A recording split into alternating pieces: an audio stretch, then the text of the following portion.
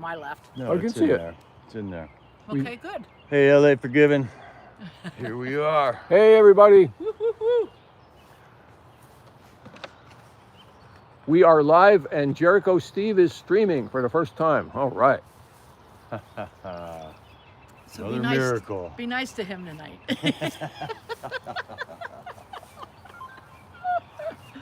All right, Patriots. We're in an yes. undisclosed location in Lewisburg, Pennsylvania, Yep. near the Lewisburg United States Penitentiary. Yeah.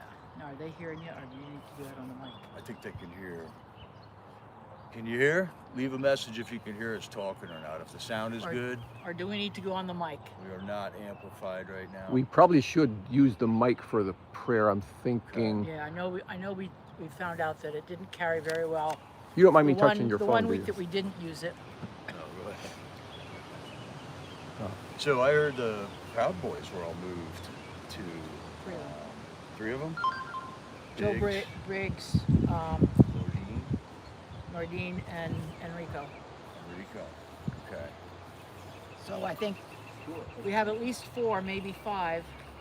We're not sure where All right. Brandon is right now. We were down to 2 there for a while. Yeah, and we're not sure where Brandon is. Last I checked, he was in Lewisburg. So yeah, we have 5 right now. What? I'm going to monitor.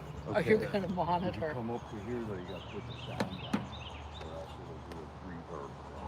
If you get your sound picks up on that. I'll just turn my sound. I'll watch it. The sound is good.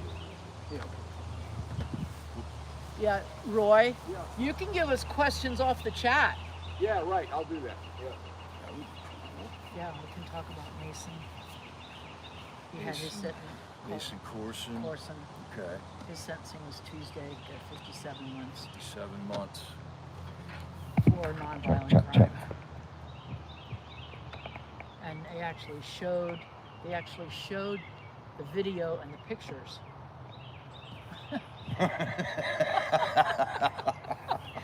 Don't think because you're up behind the camera now that you're going to be passing the mic around like that. We were talking about Mason Corson. He was had his sentencing on Tuesday. They awarded him, quote unquote, 57 months. He has 2+ years in. But I don't know exactly what his charges were. I hadn't looked at them.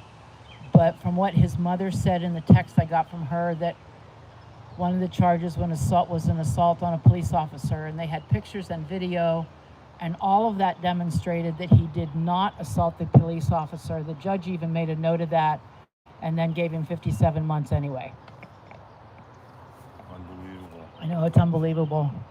So he just really needs prayers this week. His mom is devastated, obviously, but they're really hoping that they will transfer him to Florida. That's where he's from. So it'll make it easier on them to be able to see him. Right. Sound is good. Sound is good? I got my volume turned down now. Okay, good, excellent. Okay. Hey, Deb, the reason you didn't get notified is we're streaming from Jericho's phone tonight for the first time. That's probably the reason. And so far, so good. Looking good to me. My phone is buffering, but that's just a problem with my signal. Yeah, Reception. Right. All right. that's good. All right, well, Can I share a couple ones? a cup too. How about that week? What a week it's been. Trump was arraigned on Tuesday down in Miami. Thousands of Trump supporters came out. Some opposition guy jumped out in front of the motorcade. No, I didn't know A that. lot of our good live streamers were on it, man. Oreo, Freedom Jeffrey 1776. Way to go. Yes, That's the media absolutely. right now. Absolutely. What else? there's Mason's the only one I know about. I don't know who else was in court this week. 3 Proud Boys got moved to Lewisburg this Yeah, week. they showed up So Monday now night. we believe there's 5 J6ers in the Lewisburg Penitentiary right now. And And I think we have 4 at Allenwood. 4 at Allenwood. All right, it's hard to keep track of all this stuff, they're but we got moving around Patriots so on fast. it. There's certain people involved with certain inmates. and we're keeping tabs on all of them. Something I'd like to bring up is the guy, Justin Johnson, was one of our Patriots down on Freedom Corner. He was arrested on Easter. And we just got word from him through a phone call. That's on Nebraska Patriot on her YouTube channel. You can listen to that phone call. We're going to hear from Shane Jenkins tonight, right? So Shane and Justin together set up a call-in prayer line called God Wins USA. You literally awesome. dial that word on your phone, and you'll come to a voicemail that you can leave a prayer for Ooh. all of history. That is incredible. It's all themed on the verse in 2 Chronicles 7:14, and it is a prayer to God Almighty for our country. We got to humble our hearts. We got to listen for His word, and we got to pray for wisdom. There's lots of snares out there for us, a lot of traps for us to set in. We pray that the enemy falls in those traps themselves. Evil will consume the wicked. You guys want to start with a prayer? Yep. Yes. There's only 3 of us here tonight. That's We're right. expecting like what, 1,500 more here shortly? All right. We got room for them. You want to pray, Roy? Hosts of heaven. Okay, let's pray. Heavenly Father, thank you for your daily blessings and love to us. Help us as your people to stand strong in faith. We trust you, Lord. You are good. You are glorious and beautiful. And we know that you will swallow up evil and destroy it when your kingdom comes. But you have, all throughout history, you have judged evil and turned it back, allowed it to prosper in its time for your own perfect purposes. But thank you, Lord, that evil cannot endure. Help us, grant us right and clean hearts to serve you, to love you, to look to you alone. And just help us not to worry and not to fear. Help us to fear only you and not men. We pray for our J6ers, Lord God. We ask that you would bless each one tonight, be with them, whether they're in their own homes, quietly suffering, or if they're down or anything like that, or whether they're suffering in prison and being away from their loved ones. Grant them strength, grant them comfort, grant them peace. Father, I remember I listened to Kelly Meg's podcast he did this week, and just it was so encouraging that he was encouraged in you. So we pray the same thing for all of them, Lord God. Help us to stand strong and give us wisdom as to what to do out here on the outside to support our J6ers, but also to fight the good battle against evil. I remember President Trump said something this week about, don't know where he was, but he said, this is the final battle. With you at my side, we will be victorious. And Lord, with you at our side, we will be victorious. So you will be victorious, Lord. May we share in your victory. Guide us tonight. We pray for each person that's calling out. May we just show them your love in Christ. In his name. Amen. Amen. Okay, this morning I was on the computer and I found a channel from Jeremy Brown. He was a guy who was not at J6. Once again, it was another guy the FBI somehow railroaded into a conviction. They tried to recruit him to spy on the Oath Keepers and the Proud Boys. He refused, and months later they raided him. He's in jail still. He ran for, I believe, state representative from jail. Yep. I don't think he won. No. He's an awesome guy, extremely decorated military. His name is Jeremy Brown. His channel is Jeremy Brown Campaign on Rumble. You're not going to find that on YouTube. Jeremy Brown Campaign. He's doing a podcast. I watched some of it briefly. Another thing I'd like to point out, if you're interested in finding out what happened on J6, you're going to have to start watching videos about it. YouTube, there's a constant wave of censoring. Somebody will put YouTube channels up with all the footage, with lots of footage on it. All of a sudden it's gone. You can't find it anymore. So some of the more recent ones that have information and video on it that you can find on YouTube this right now is a channel called Epoch Joe, EPOCH Joe. He's releasing some videos. He's been up for, I think, 2 or 3 months.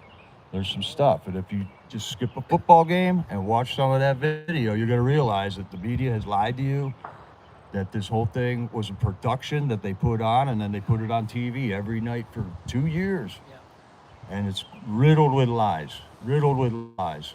From the death of Brian Sicknick, the police officer who died of a stroke, his funeral, it was a big deal on TV. All the police came out to watch the procession. Turns out he was not murdered by J6ers, nor was he murdered. He had a stroke that didn't get treated in time. Another guy is M5 News. He's got a lot of stuff about Ray Epps on his channel. He's located Ray Epps in the crowds. He's followed Ray Epps down to 3 of the breaches that happened at the Capitol.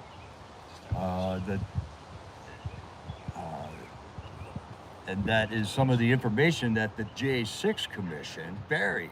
They actually interviewed Ray Epps. Ray Epps claimed in a tweet or in a text that he orchestrated the breaches, and the J6 Commission interviewed him and didn't even do a thing about that.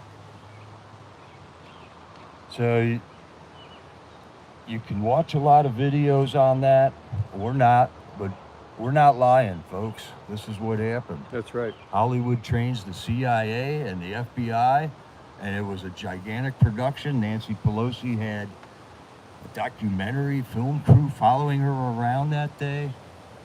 So there's a lot to look into here, and that's just one thing that's wrong with this country right now. So our generation of being lazy is over. We got to get involved. And here's where we're getting involved. Amen. So let's do the pledge before the guys start calling out. All right. Do the Pledge of Allegiance. Start us out. I pledge allegiance to the flag of the United States of America and to the republic for which it stands, one nation, under God, indivisible, with liberty and justice for all. Yes. Amen. All right. Hey, Steve, if you want to be back, we can take care of moderating this thing. Okay. You should get to have it. Right. Since you'll be here next week. Let's check in on it. Yeah, that's what's going on.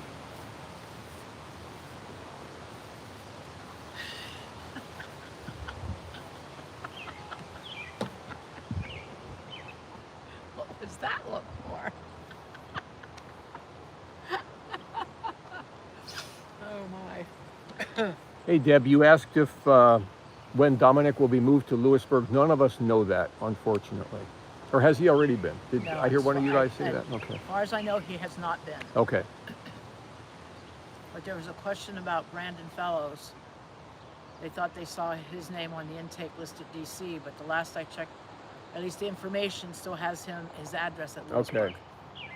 So, and I know James is still there because I got an email from him on Tuesday, or when I sent it back Wednesday, and he didn't indicate that he was being told to pack up his stuff. So, Deb, can you hear Tina all right when she talks without the mic? You probably can, right? Just give us feedback on that. yeah, because I will use the mic if I need to.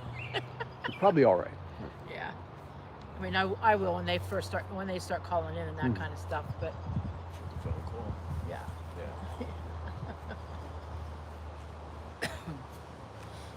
Deb says she can hear you not well, but she can hear you. I'll use the mic then. But it's hard on the phone because you. I know, and see my speaker is here, Yeah. and so I have to hold it like this, and I think I get some feedback because it kind of rubs. It's okay. You can't really talk into it, but No, just talk no. loudly when you Yeah, answer. yeah, I will. Yep. I mean, I can hold the phone and mic as close as I can, Yeah, you know. it helps. So Yep, Father's Day is tomorrow. That's right, guys. Happy Father's Day to all you dads out there.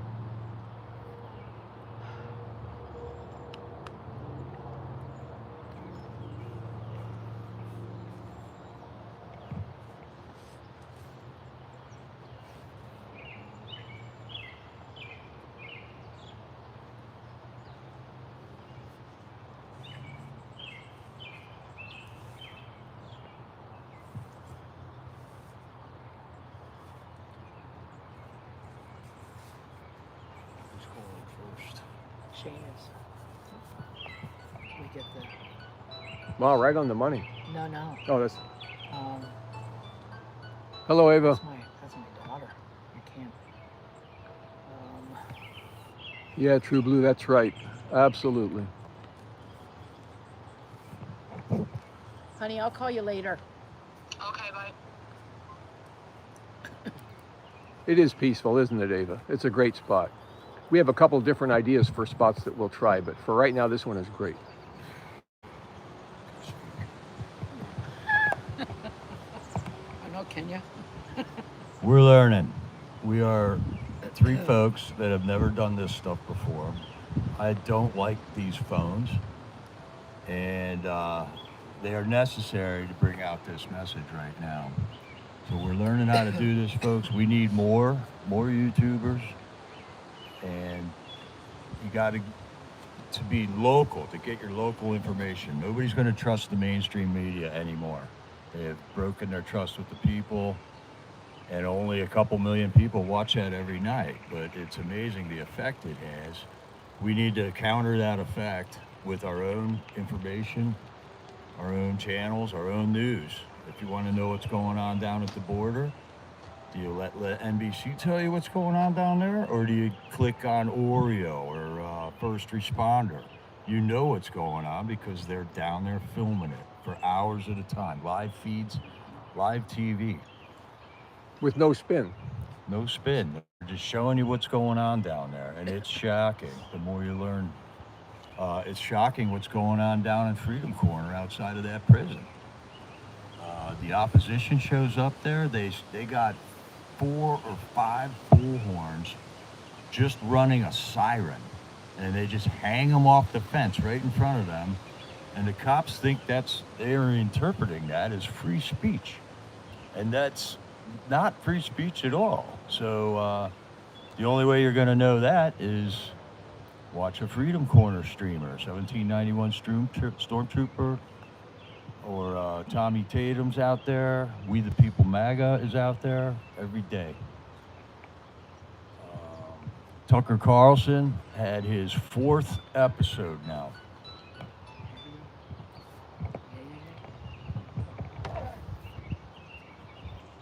Hello. This is a prepaid debit call from Robert Morss. Oh, it's All right, Rob. Robert. an inmate at the Washington, D.C. Central Detention Facility. To accept this call, press 0. To refuse it. This call is from a correction facility and is subject to monitoring and recording. Thank you for using Global Tellink. Hello. Hey, Robert. Lego Man! No, this is Shane Jenkins. He just called for me because I don't have your Oh. number on Oh, my okay. call. Okay. Okay, Shane. How are you? We're good. How are you doing? Good. Hanging in there. I will, I guess he's talking to you later, though. So. Yes, yeah, he's calling in later. Okay, cool. Yes. Well, what's going on tonight?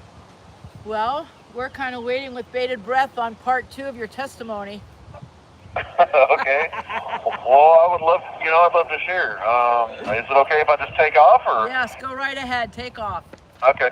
Again, my name is Shane Jenkins. I'm from Houston. I'm originally from Dallas, Fort Worth, but I reside now in Houston, Texas. I've been locked up about 27 months related to the events of January the 6th, and I gave my life to Jesus Christ in a Texas prison in December of 2016 when Charm Prison Ministry came to the prison that I was at and played basketball with me, kicked my butt on the basketball court, and then broke me down with some brisket and gumbo, and I couldn't help but receive the love of Christ at the volunteers that came into the prison to visit somebody. Like after living the way that I lived for all those years, and then seeing these ladies who had spent all their time coming to see me, and they beat me up on the basketball court, and they fed me, and Jesus knew where he needed to get me, and that's where he got me that day, to the end of my rope, and broke me down. That's I think for me, that's what I needed. I'm a stubborn, hard-headed, red-headed, big Southern young man, and God had to through his due diligence to break me, but he did. That he did, with love. And so, from that point, I was, I had the opportunity to move back to Dallas-Fort Worth. I even had a house that was tied up in a divorce that I was going through that I could live at, but I really felt led by God to move to Houston to Charm Prison Ministry, and they operate 8 transitional homes, which we call discipleship homes.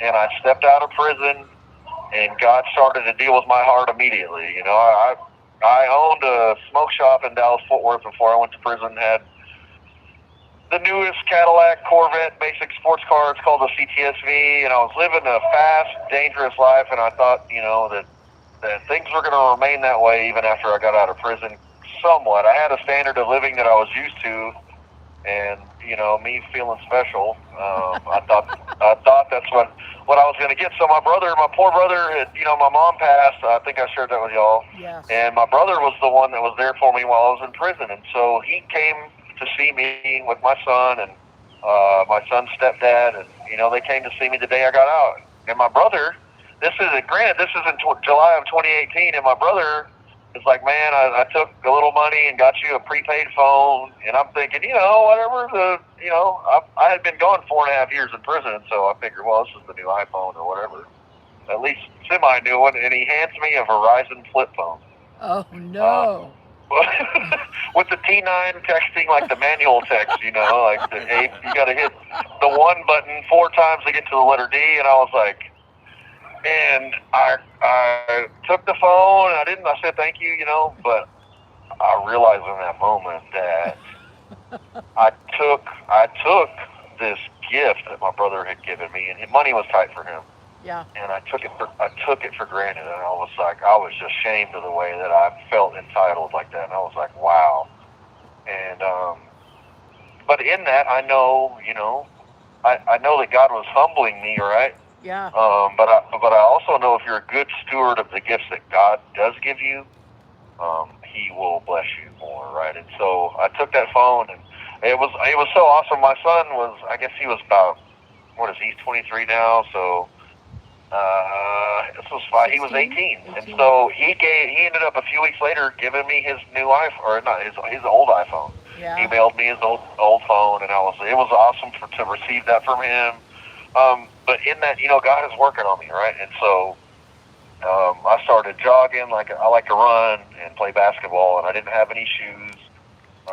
And so the ministry provides for us, but they don't enable us, right, or baby us or whatever. And so I'll never forget, because it's a story that I just carry with me. Right. I went to Walmart, and I bought these $12 closest thing to running shoes that Walmart had for $12. And I started running and walking, and I began to explore the neighborhood through the bus stop and walking and riding a bicycle. And then about a few months later, the ministry saw, my faithfulness and my willingness to work with the program and to just be faithful. And the ministry gave me a truck. And so God just continued to grow me and bless me. And, I was given an opportunity to go share my testimony at the junior high that we go to church at, and then we got to go to a public high school, and then I started going to these corporate commercial real estate companies, and I was engaged in Toastmasters, a public speaking group in prison at the prison fellowship program, but I got to use the gift that God gave me, which is, I believe, is conveying emotion through my speaking, right? And so I got to do that. That was amazing. And then after about 6 to 8 months, they hired me on at the ministry. And every Thursday night, they had a group of at a satellite program.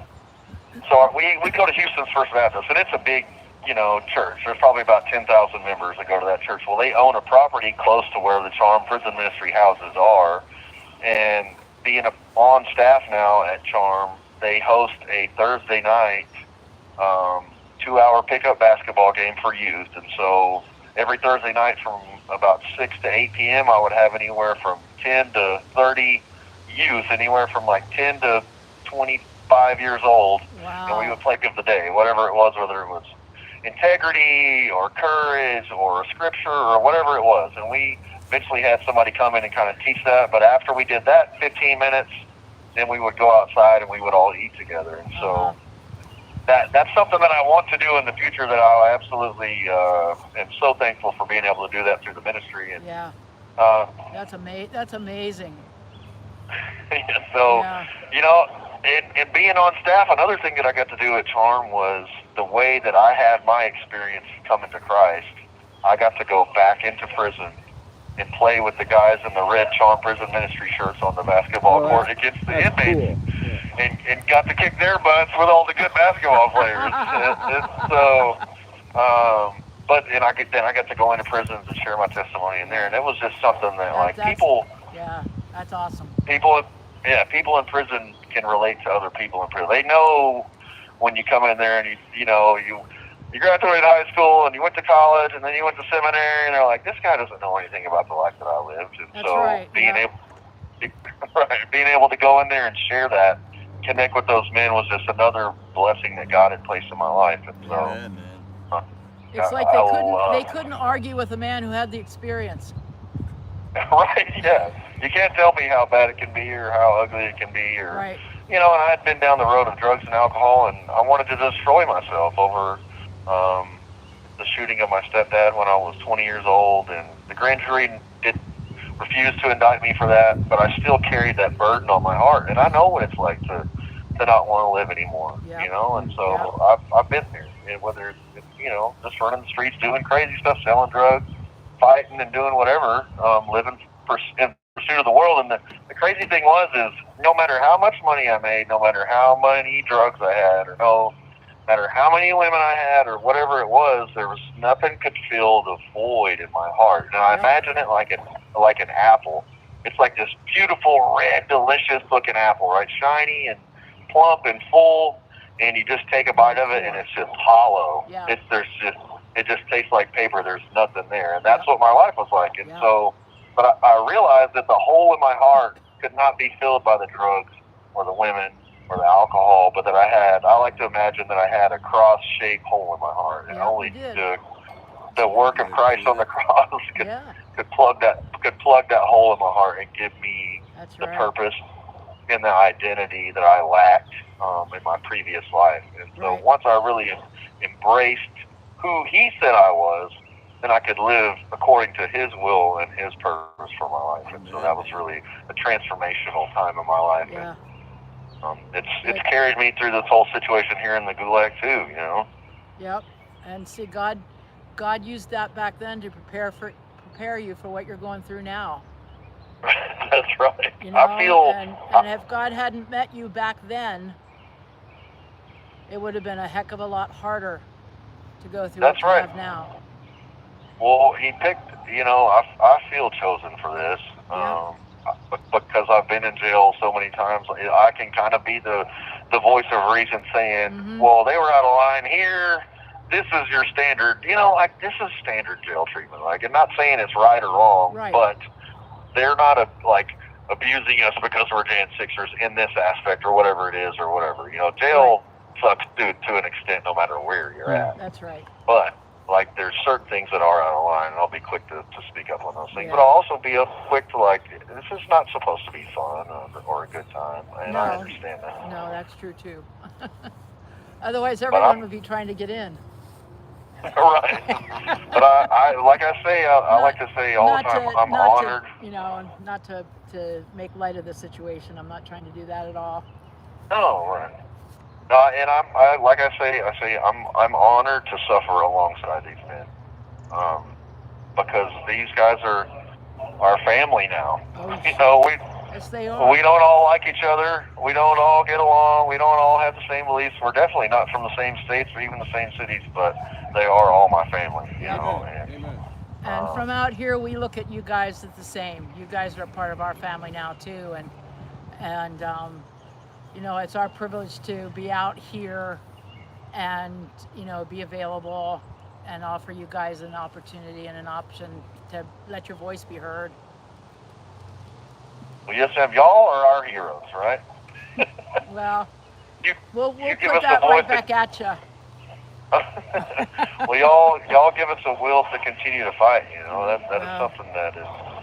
I can tell you the months that we were here, that we were the pariah, whether it was the white supremacist, domestic terrorist, or whatever, and nobody would touch us with a 10-foot pole, whether it was, congressman or anybody else. Those were lonely months.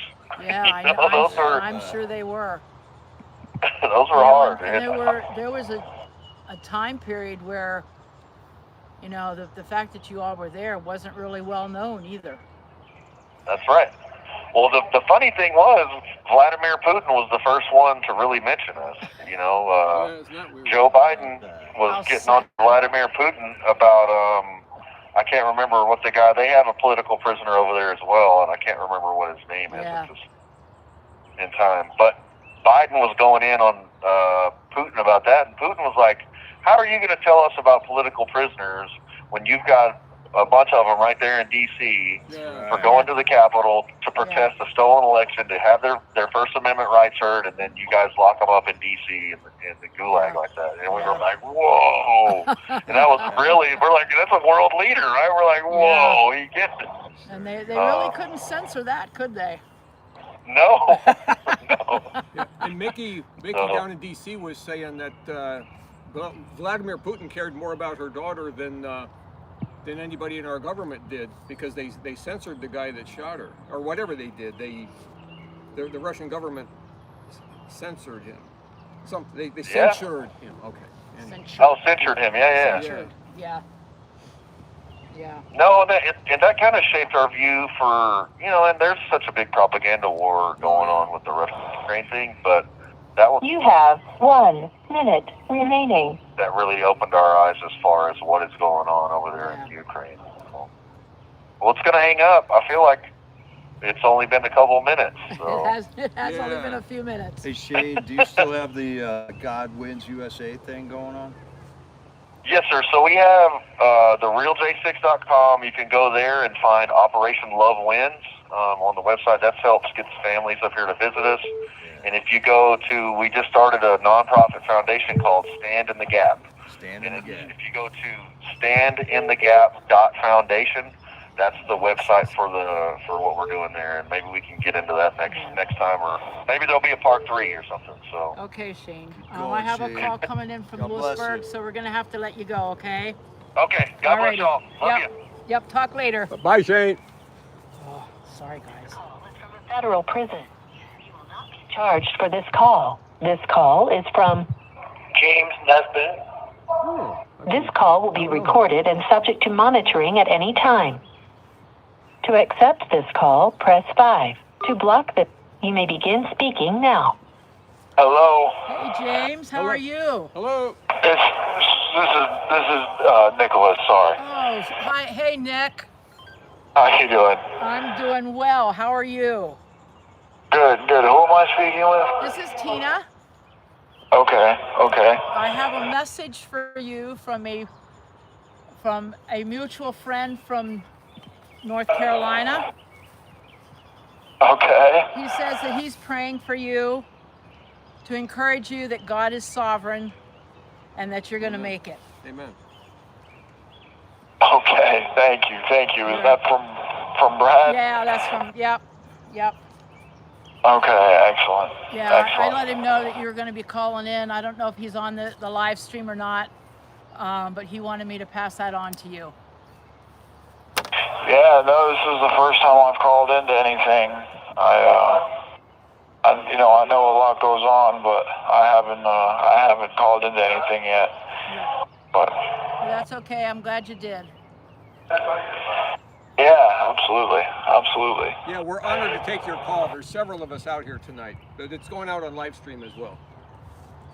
Okay, great. So you have the floor. You can share whatever part of your story you want to, or whatever's on your heart. Go at it. Okay, great. So I'm in a very kind of dark place right now in my life. Things are difficult in here, and this whole experience it came out of nowhere, and it's been unbelievably difficult for me to go through. But that being said, there are a lot of things that I'm really blessed to have. looking out for me and taking care of me. And all of the Patriots across the country, the amount of mail that I've received throughout this whole thing has just been unbelievable. I probably have enough mail to fill a room with, which is really an incredible thing. You know, that in and of itself is just an amazing thing to have so many different people show me that kind of, solidarity with what I'm going through. But in recent months, I've gone through a lot of things I didn't expect to go through. My grandmother just died recently. That was I just heard about that. I'm really sorry. Yeah, that was something that was really unexpected. One of those things, the Lord kind of works in mysterious ways. I ended up spending some time right before I went to the January 6th rally. I made a decision that I was going to go stay with my grandparents down in Myrtle Beach, and went to the rally, and that was an unexpected thing. And so when I went down to my grandparents' house in Myrtle Beach, I got to spend some time with them in a way that I wouldn't have otherwise if things had panned out the way they did. But right before I was arrested, I did spend some time with them, which is obviously something I'll never forget. And my grandmother did come here to visit me. She came 3 times to the prison to see me here in Maryland. Yeah, so that was good, and the way I look at it, and it's been hard to come to terms with it, but me and my grandma were so close, and she was such a critical part of my life, and I feel like I've now that I've come to this stage of the spiritual war that we're in, and I really need the help, and I think that she is gonna give me that help from the other side in a way that she couldn't have otherwise here on Earth. So I try to look at things that way. But it'll just cause you to lean on the Lord all the more. Yeah, absolutely. It absolutely does. It's definitely a very humbling experience, and I always try to find meaning in things and try to see the higher purpose of what we're going through as individuals and as a nation, as a collective. There's some greater plan behind all of this that we go through, and I absolutely believe that God's got a greater plan. Otherwise, all you guys wouldn't have been thrown together at one time, and you guys wouldn't have met otherwise. So I just believe that God's got a bigger plan, and this is part of it. It's it's not the easy part, but you all are going to come out victorious, and just you're going to be our future leaders. Yeah. Is he still in One of the things that I have seen in all of this that has been a really profound thing is, before I came to jail, I was involved in the truth community a lot, and I took that very seriously. And This call is from a federal prison.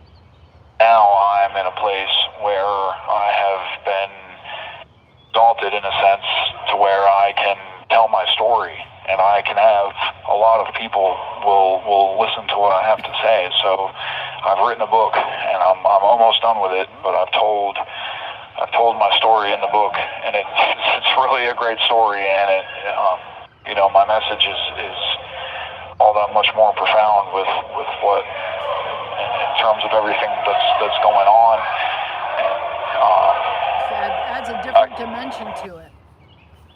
Yeah, it certainly does, and I hope that people, I'm from Vermont. I'm from a very progressive, democratic state, and there's a lot of real haters out there. There's a lot of people that are really vicious and hateful and say nasty things and are gonna probably make my life a little more difficult. But it's those people that I want to try to reach with my message to help them understand that all all of these evil Trump people are not bad people, and our intentions and our motives and what we believe is probably, a lot different than what they think it is. And I think I was able to articulate that.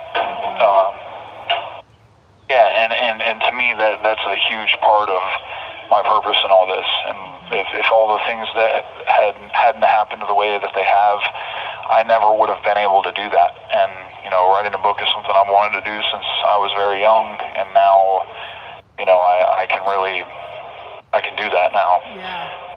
Well, probably wasn't quite the vision you had when you were little, though, was it? No, I wanted to write fiction stories, which I still could, but now I really have a message, and it's a very powerful one. I'm sure. Yes, it is. Yeah. Do you have any way to get it out, to get it published? I'm not sure how all of that works, but I'm going to try to preserve as much of my own, editorial control over it as I can. I'd like to publish it on my own, but I'm not really sure. Yeah, but I do have a lot to look forward to. Also, I'm going home to. Right now, I'm waiting to get the probation actually has to be approved for me to go back home to Vermont, because the case is out of D.C., so they have to ask the state's permission to send me back there. But I do have a girlfriend that's waiting for me to come back there. I have a home that I'm going back to live in, that, the property my grandparents left me, and I have a dog and animals, and so I have things to look forward to when I get home. And that's good. Keep that in front of you. Especially when you get discouraged. You've got stuff to live for outside. Yeah, Just want to tell you, Nick, your girlfriend's on the stream tonight. What? Your girlfriend is listening on the live stream. Oh, she is. That's great. Yeah. That's great. You want to say anything to her? Thank you for listening, baby. I love you. I'm glad to hear that she's on it. I used to take advantage of live streaming a lot on Instagram. I used to talk to all kinds of people all over the place, and it was just such a warm, amazing thing to be a part of the whole community behind all the Patriots and the people that are out there. There's just so many incredible people in this country that are, just want to see good things happen and want to see everybody be able to live a good life. And what we're seeing happen now in the government is crazy. It's crazy. And the saddest thing is that all of this stuff that's happened under Biden, the people that are sitting in jail right now for things that had to do with January 6th, all of those people could have, in some fashion, told you before Biden came into office that these things were going to happen like this. And it's sad that we're the ones that are being punished for trying to stop it. But well, we want you to know that there are tons of people out here that are standing behind you and supporting you. And just a side note, there's a letter from me in that pile of mail that you have sitting in your room somewhere. Oh, yeah. Yeah, I sent it some time ago, so it's probably on the bottom. Yeah, no, I've kept all the letters. I can't write back to everybody. I did write back to a lot of people, but it was just, I actually do stay pretty busy here, which is good. I have a lot of stuff to do. I work out every day. I read a newspaper. I get the Epoch Times. I play music a lot. I'm playing music with 2 different bands. We played, live shows for the people here and stuff, and that's been a good thing. This call is from a federal prison. I spend a lot of time doing that. So that's good. That's good. So, so do you have any expectation about when you might be leaving? I don't know for sure yet. The probation still has to inspect my home back home and make sure everything's up to snuff there. And then once they approve of that and send it back to the prison, then I guess they can give me a date, but the date that I'm guessing I'm going to get out is going to be sometime around the end of the year, maybe the early next year. But it should be sometime around December of this year, January of next year, that I should get out of the actual prison. But Well, we'll certainly be praying that way for you, that it'll happen speedily. yeah, I mean, either way, I'm almost there. I've been in jail for over 2 years, and I'm ready to be done. Ready to be done. I'm sure you are. We're out here, all of us are ready for all of you guys to be done. That's right. Yeah, and I can't wait to get out and, do whatever I can do to contribute to the community and help other, J6ers that have, I know everybody has their own story of the nightmare that this has been. Everybody has a story that's, full of pain and loss and suffering, and, that's something that that binds us together in a way. And I saw that when before I came to prison, it's kind of a double-edged sword kind of thing. The prison here there's a lot more to do, and I have way more freedom and stuff to do here, but the camaraderie that I had with the other J6 guys back in the jail I was in was irreplaceable, and that is something I don't have here. There is one other J6er I'm here with, and me and him, he plays in the band with me. He sings for the band, and so we've spend as much time together as we can.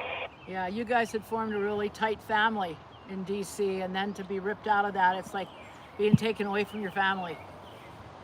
Yeah, definitely. I was in the Warsaw jail, but it's the same thing there. It's the same kind of thing. There's a lot of guys in there that are just kind of shut up in there, but it's amazing. They had a local group that was meeting at a VFW, a Patriot group, and in support of those guys. So it's those groups of people all over the country that are making the difference, and we all are in this together. Yes, we are. And we're going to continue to stand till all you guys are out, and maybe we can all meet up sometime. Absolutely, that would be amazing. Well, my phone call's about to end, but okay. Thank you guys for doing this. This has been great. I hope to talk to you guys again soon. Yes, we do too. Yes, thanks for calling out. We appreciate it. God bless you, Nick. Great to hear from you. Alrighty, God bless you all. It was good to talk to you guys. Have a good day. You too. Yep. Bye-bye. Bye-bye. Wow, he's writing a book. Yeah, that's it's pretty almost cool. done. Yeah. Yep. I know you guys watch Mag Americans. Mags. He wrote a book. He's going through the same thing he's going through right now. Yeah, I saw in the chat a little bit ago that you guys had some buffering maybe half an hour ago. How has the video signal been overall? And please put it up in the chat if that happens right away. I'm trying to monitor it.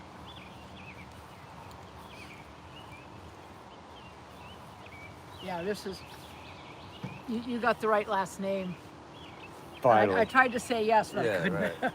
The people in the chat didn't know at first, but they figured it out. Yeah, Somebody it was wrote it. Langerhang. Yeah, but I didn't know he was from Vermont. I actually thought he was from Myrtle Beach, but It's a that's where group his effort. grandparents are from. Okay, guys, glad to hear it. We're coming through loud and clear. And Excellent. Excellent. Do you want Writing to a share book. anything right now? Oh, I don't know. Because this may be our 15-minute dead spot. Mag Americans, he's writing a book. Gotta get a hold of that guy, maybe. Or you put him on the Substack thing, don't you? You can write and put things on. There's a writers forum that Mags is involved with. And Turbo, he's a musician, man. Maybe you'll be able to collaborate with Nicholas in the future sometime. That's an awesome idea. Turbo Cummins is a regular at Freedom Corner. He's writing songs like crazy, and it's just music, and there's none of the words, none of the satanic verses and all that stuff that you gotta listen to when you listen to rock and roll music now. And he does a great job with a live stream every day, pretty much every day, I think. And you can get in there and chat while you listen to some Turbo Cummins music. Sapphire Patriot sends love to Good have you Jericho. here. Sapphire Patriot, how you doing? We miss you, sweetheart. Did a lot of cool stuff together, didn't we? We really rocked DC there for a while. Gonna have to get back out there. Weather's getting good, baby. I hope you're doing well. Hope you're doing well, Sherry. I want to join. I got to get back down to DC sometime soon. She says. You could have some fun down there, but you know it's scary. She said, "Meet you, brother." Yes, we did. Yeah. We did.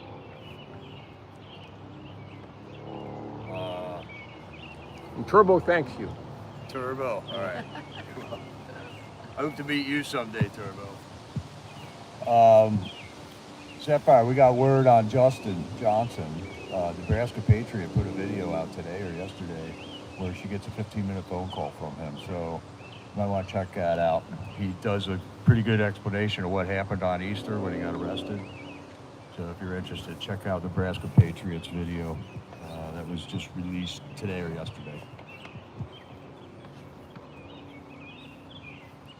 The network. This is how we network. Network is pretty strong, Yeah. growing all the time. Yep. I think we have no idea how interconnected all of us are now, Oh yeah. and how all of this has helped each of us network Right. with people that otherwise we'd have never known. So I just believe that God has a greater purpose for bringing all of us together out here and inside. Yes. You know, they wouldn't have known each other. And you know, look at the number of guys who are believers, and their faith has just skyrocketed. You know, I can't believe that God's not going to use that somehow. He's got to. You know? He will. He will. He's got a plan. Amen. Always. Always has a plan. Yeah. I know that when I got back into the Bible, it was at a crisis time in my life, and I had lost a job, and I thought it was the end of the world. Yeah. But I applied for unemployment, and then I was able to stay in my cabin and start reading the Bible again. So I was questioning everything. I went through those scriptures a whole once, and then I did it again, read every version of the Bible, and came to conclusions of truth about what God wants here, what we need. We need God. We're made in the image of God. We need God.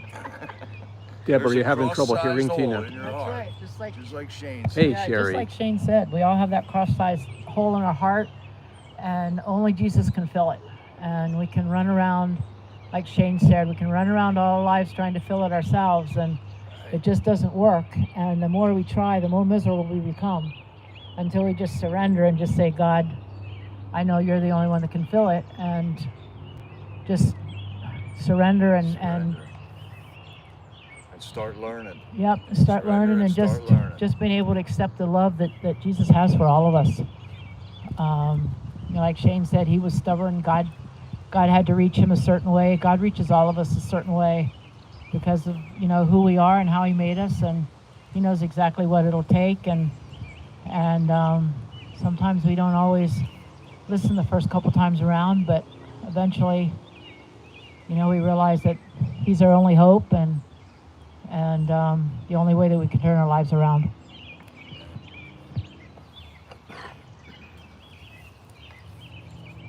Chris Walton is going to be the next call coming out of Florida. All right, I'll talk till it comes in. Okay.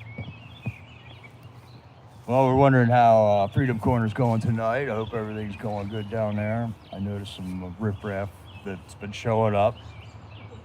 Tommy, I love that video you put out with the close-ups. It really shows it. I'd like to see more of that. We got to know what's going on down there. I'm also wondering if they put more stuff up on that dumpster yet.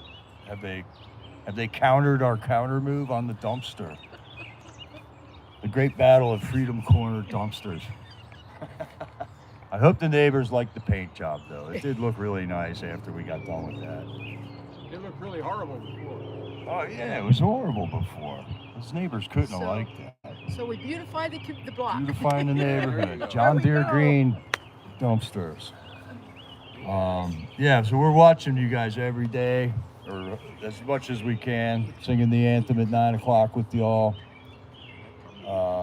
Mickey and Nicole, we're praying for you, showing strength. We saw you in the congressional hearings with Matt Gaetz and Marjorie Taylor Greene earlier in the week.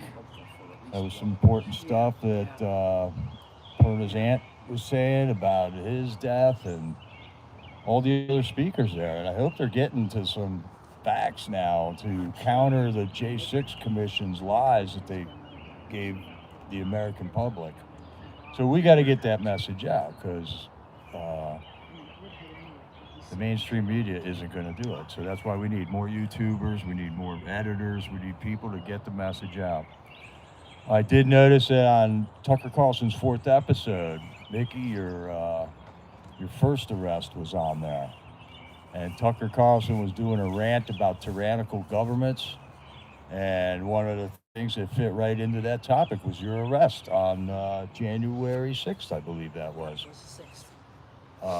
He put clips up of that, and it fit right into the story about tyrants running this country.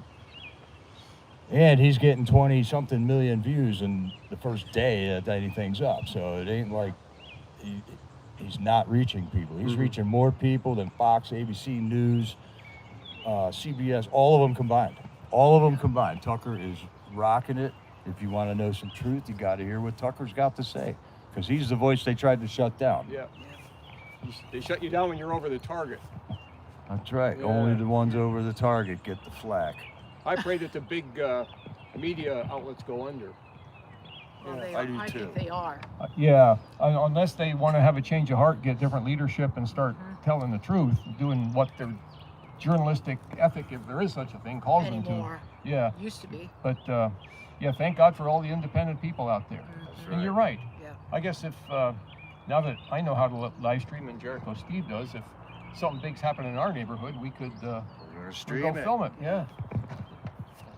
Yeah, I didn't want this, but God assigned it to That's us, right. and here we are, That's right. Yep. making the best of it, doing the Yeah. best we can. We never know how we'll be able to use these skills, what God calls us That's to do. right, yeah. I didn't have this skill this morning, but now I do.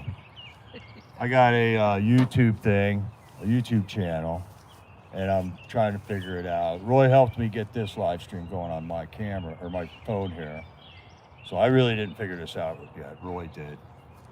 But I did figure out how to make shorts. So I got a couple of shorts out there now. And my channel is 00 Jericho on YouTube. And I need subscribers to be able to, there's a lot of rules. Oh, There's so many rules. I think I need more subscribers and more minutes watched or something like that. So if you can help me out, click on it, hit the thumb up, like, share, and subscribe. Not even sure what that means yet, but Yeah, but you figure it out. share and Yeah. subscribe and hit the thumbs up. I think you got to have so many minimum subscribers before you can live stream from a phone. You can do it from a computer without it, but this quality is not near as good. Oh, Because I started, remember over at Davies I did with my laptop? Yeah. But that they said the quality wasn't near as good. Yeah. I thought the quality was pretty good off that. Did you think so? Yeah, Okay. it was different than what the phones look like. Yeah. It had a look to it. Mhm. But there's different settings you could get Oh, while you're yeah. filming. It's mind-numbing. We'll slowly figure it out. Mind-numbing. But you Yeah, got to we learn it will. one step at a time. Yeah, we will. But here we are. What did you have to do today? Well, I'll just say this: I'm sure all of you folks out there in cyberspace are in our chat are reading the chat. But yeah, thanks. Deb for Freedom said that she makes clips of all of the conversations that we have with J6ers, and she posts them on her Rumble channel. So I need to figure out myself how to go in there. It can't be that hard, and get those and show them to people, or Yeah. you make them available for people. So that's a great resource, and thank you, Deb. Yeah, Deb for Freedom. I found you this week too. So I subscribed to your Rumble channel. And I saw the clips that you're making, and it's great. We should have been doing that a year ago. Yeah, yeah. But finally we're doing it. Now, with her history, you'll be able to know if Brandon Fellows calls in. You want to know about Brandon Fellows? She's got the title there of Brandon calling in on the several occasions that he has called in. It's a good way to document the history. Yes. And like Nicholas was saying, and Morss has said this several times, somebody's got to document this. Yeah. Because if we get through this and nobody writes down what really Oh, happened, so we got to make the documentation of this period in time, which is a unique period of time in American history right now. This has never really happened before. The sitting president just used the Department of Justice to take out his opponents. This is like clown world, and the fact that people just glaze over when you tell them that fact, like it happens all the time. This has never happened before. Not in the U.S. Happens all the time in third world countries. Yeah, in communist countries and dictatorships. So this is bizarre times, and we're gonna have to teach the kids and the grandkids about this so it doesn't happen again. Yeah. And it won't happen again. Steve, you were talking about Deb documenting all of this, and Nicholas was talking about him writing a book, and it's almost done. Maybe a guy's going to use this as an avenue to open a door for him to connect with somebody who will help him publish that book. And I'm sure he's not the only one who is, God's impressing on them to write a book. And I think it's just a great opportunity for somebody to reach out and say, I can help you write that, or I can help you publish it. And so just you guys out there who know how to do that, just start praying about that. Maybe God will put it on your heart to help Nick put this book out there. That's right. That's right.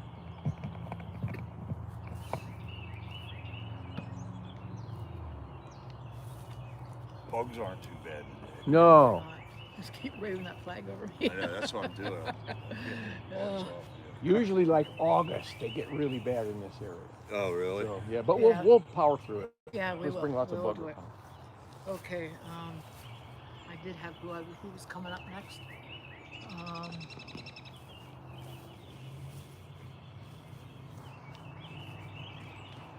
He should be calling in here momentarily.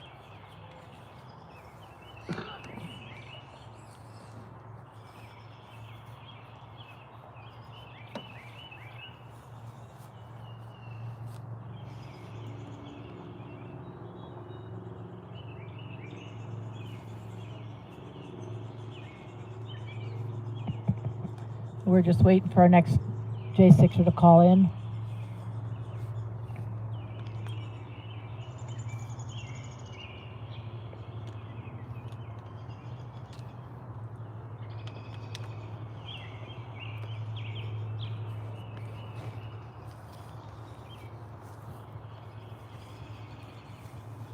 I'll say something.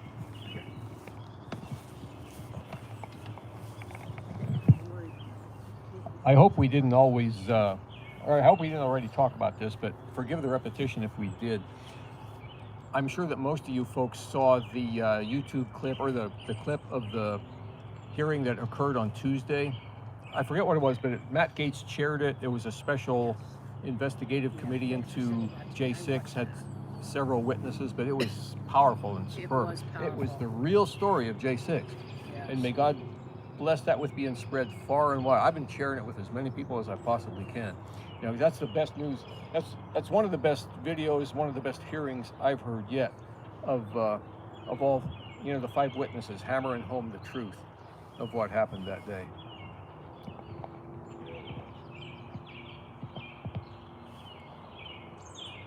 Technically, it's called a hearing, is how it was titled. Yeah. But there was a special name in it, the hearing. I forget what the special type of hearing. I'd have to read it, look at it So again. far, it's nothing but talk. Yeah. That's yeah. what bothers me about the Republicans. There's nothing but talk. I think some of them really mean well and want to make a difference, like Gaetz. I really, well, I mean, we don't know their hearts. but So there's 20 Republicans, though, that voted to keep Schiff I know. from getting censored. Yeah. Yeah, What's I didn't up know with that. I didn't know Yeah. that. That was another thing that happened happened this week. 20 I wonder if- Republicans sided with all the Democrats I wonder if to Chris is not gonna be able to call. censor Schiff, Adam Schiff. Which Chris was calling? Wilden. He's calling in from Florida.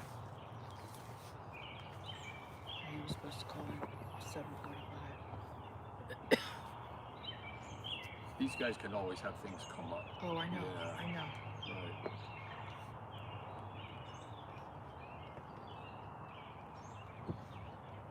At some point, you could finish that little Bible thing you started 2 or 3 weeks ago. I didn't bring it with me. Well, that's all right. That's all I right. didn't bring it with me.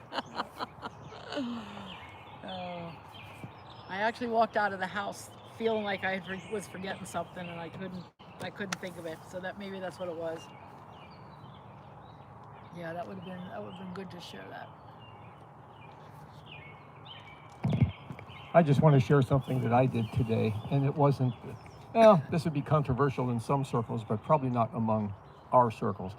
I think most, if not all of us, are big Second Amendment people, and I live way out in the boonies, so we can shoot there, or there's no regulations against it, and I have a perfect place with a hill behind it for a backdrop, so we trained some people who had never fired a gun before. That just, some good friends of ours, and they came over, and we actually had a good time. Once, especially the couple younger ladies, once they got over their fear of it, they were doing just great, and it was exciting to see. So, we need to train up more patriots in the art of self-defense, and we pray that we never have to use those skills in real life. But firearm skills can also be a deterrent, which is, I think, their main purpose. Yes. Kept Japan from attacking the mainland in World War II. Seriously? Why don't you talk about that? I didn't know that. And I'd rather in secondhand you talk about it. Well, I'm going to dovetail what Roy was saying. He was talking about us being armed as a deterrent. And back in World War II, I'm sure a lot of you know this, but maybe some don't. After Pearl Harbor and the Japanese bombed Pearl Harbor, Yamamoto, what he said was that they had only awakened a sleeping giant. And apparently there were people on the upper echelon, I guess, of the military of Japan. They wanted to invade the mainland. They wanted to invade us. And he said it won't work. He said because there's a gun behind every door in America. Mm-hmm. And that was a deterrent that kept Japan from attacking us on our own soil. If they had attacked us, it wouldn't have gone very well for them. It would not have gone well. And thank God they didn't. Yeah. Actually, Yamamoto, I think, studied here in the States for a while. I think maybe in the late 20s, early 30s. So he had a pretty good idea and a grasp of kind of what went on in America. And his impression was that there was a gun behind every door. And he felt they would not have succeeded if they had attacked our mainland country. And so he poo-hooed the idea and they let it drop. They never did pursue that. But, and if he hadn't had that perception, Lord only knows what might have happened. But, it's a good thing that we can't let the Second Amendment, we can't let that fall. We can't let that be taken away. That's part of what we went and fought against Britain about. It's because the British were coming into Lexington and Concord to take all the guns away, and they actually hid them. And then when they knew the British were coming, then they went and got them, and it's kind of how the Revolutionary War started. But the British were trying to confiscate all the guns in the 13 colonies, especially in the Northeast, and they just weren't going to have it. And I think we need to have that same mindset. We're not just going to have it today either. That's right.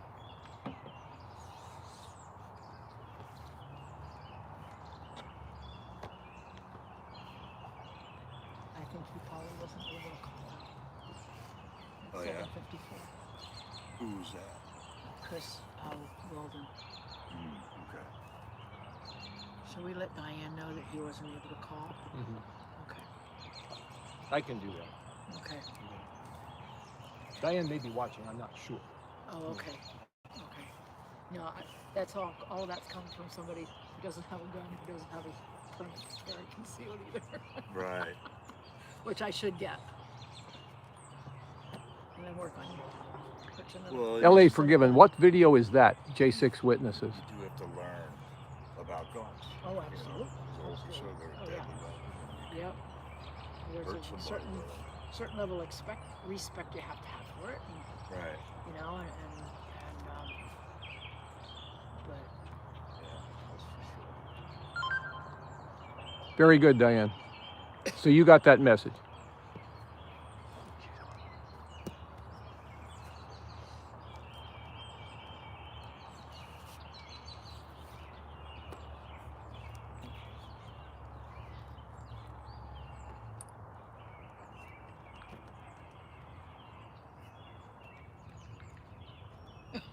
yeah, she just texted me. I'm watching.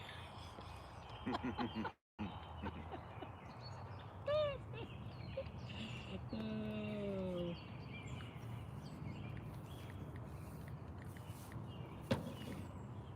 Good job, Deb. Way to stay on top of it.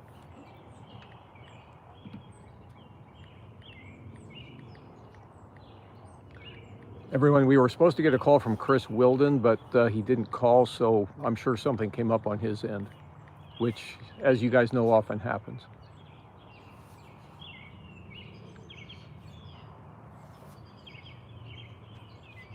As the sun is setting behind me, you guys can, I don't see any, Oh yeah, it's coming over your right shoulder. yeah, I don't see, there's no more shadows or anything or sun streaks in the video, but we can just see the sun setting. Well, here we go.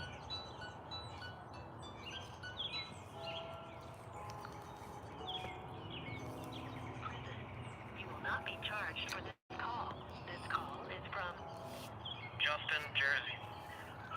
This call will be recorded and subject to monitoring at any time. To accept this call, press 5.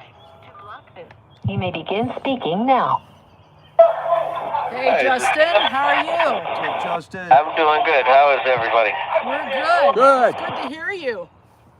Good. I'm glad because they're playing cards right next to me. And it's really loud. I bet that. Yeah, we can hear the background noise. It's okay. Yep, they canceled rec, so everybody's stuck inside today. So Yeah. it's louder than normal in here today. So do you have anything specific that you want to put out here? You know, this is your time to do whatever you want, whatever you want to share. It's all live stream. And we're being live streamed, so we're going all over the country. Awesome. I just want to thank everybody that's been supporting us all this time. A lot of us have been down for 2 years, 3 years now. Got a lot of time on our heads still. But thank you to everybody that writes in, sends money, and takes the time out of their day to do all the work they're putting in for us, speaking out for us, getting the knowledge out there. We really appreciate all that you guys do out there for us. You're more than welcome. It's the least we can do. But we definitely appreciate it. We appreciate everybody's words and prayers and trying to keep our spirits up. It really helps in the downtime in here. I know a lot of guys that really get down, especially missing their families and stuff like that. So everybody's words of encouragement helps. Well, it's the least we can do. It's our honor and our privilege to be able to support you guys out here. Definitely appreciate it. You stood up for us. So we're standing up for you. We've definitely got to stick together with this one, that's for sure. Yes, we do. And we want you guys to know that the support out here is way bigger than what you probably envision or even know. but just know that there are thousands of people out here who are supporting you guys. Awesome. It's one of my favorite things to get up and when they got the mail list posted and I see my name on the mail list and I get up and I get 2-3 letters or postcards and seeing all the fresh new names on the list that I haven't seen before and a lot of the names that I've seen over and over again.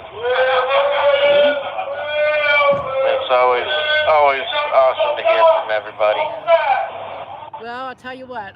This is the first time I've really seen your name out there anywhere, and so I'll drop you a line this week. What's that? I said this is the first time that I've seen your name out here, but I'll drop you a line this week. I'll get my name on that list. Definitely. I would like to put my Gifts and Go account on for anybody that wants to go to my Gifts and Go. It's kind of vague. I didn't really know what to put on it. I didn't really know what to tell my fiance to put on it. So if there's something you guys want to know, write me and I'll put it on the Gifts and Go. And the other website I got it wrote down. I don't remember what it's called, but we're going to put a story on that as well. Okay.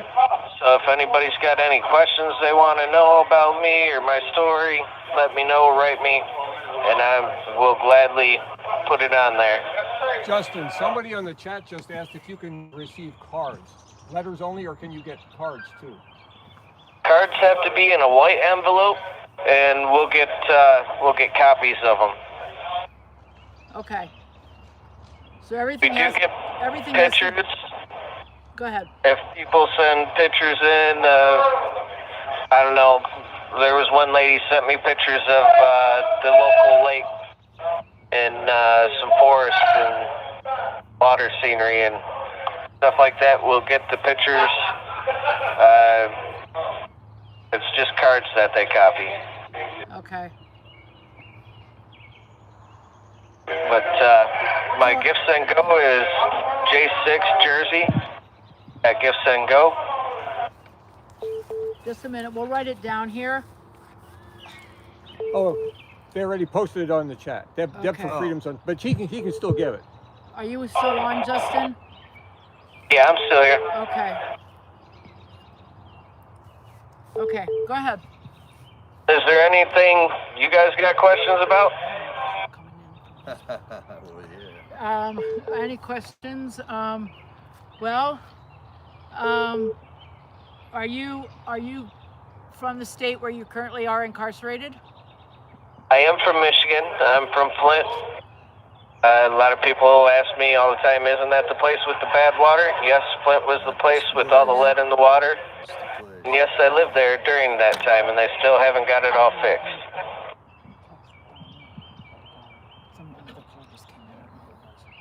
Go ahead. You're still there? Yep. Yep, I'm still here. Okay. So was your health affected by that when you were in Flint? I know several people whose was. For me, it was more, it affected my skin. It'd make you break out and stuff like that. But as far as my overall health, no, I wasn't in the water or drinking the water enough to. Where is he in jail?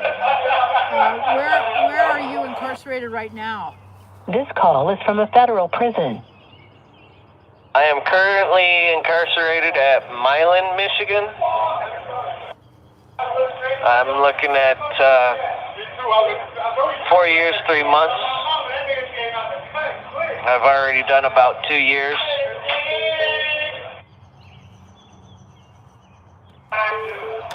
Justin, I was asked when's your release date and do you need commissary?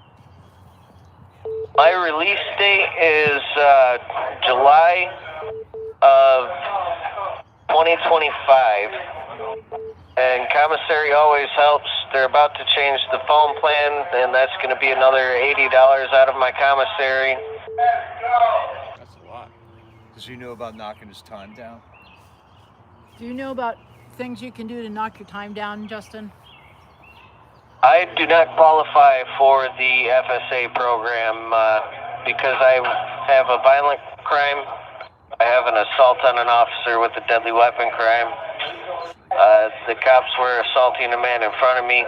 The man in front of me fell to the ground and started turning gray. And I jumped over him. When I jumped over him, I heard he's got no pulse, and I blacked out and started fighting with the cops. So you came to Like his Dave. defense. Yeah. Yes, exactly. But that's not a defense with the feds, so I had to take the assault. Not in D.C. Yeah. Does he have family there? How Visits. close is your family? Do you get visits? My family is about an hour away, and we're currently trying to figure out how the visits work. I've only been here a month or two now, and apparently you got to fill out some paperwork and send it back, but I sent the paperwork out about 2 weeks ago, and my family hasn't received it yet, so I don't know if it's a mailing issue on my end or their end. Well, hopefully they'll get it soon. Hopefully so. I've been told they can download it off the website, but I've heard that websites are really complicated. Yeah. Yeah, I would imagine. They can be. Yeah. Probably Yeah. made difficult. Any other J6s? Are there any other J6ers there with you? There are a few J6s here. My unit, I'm the only J6er in, Yeah. but there's about 5 of us now, I believe, on the compound. Getting good treatment? Do you get time to connect with them at all? Yeah, when we go out for rec, usually today's an off day. Usually we're all outside still until about 8:30. 8:30 we come in and we're locked down in our buildings after that. But usually we're outside right now. We're able to take pictures if we want, and we've been doing group pictures with all the J6ers here every time a new guy comes in. Yeah. And we just got a new guy, I believe his last name is Pickle. So we're gonna try to do a group picture tomorrow if we get time to go outside. Okay, that sounds good. I believe Diane will be getting a picture sent in through one of the other guys here of the groups, but I'm not 100% sure. I'll have to talk to him. Oh, good. That sounds awesome. Definitely. We're trying to stick together whether we're in here or not. Right.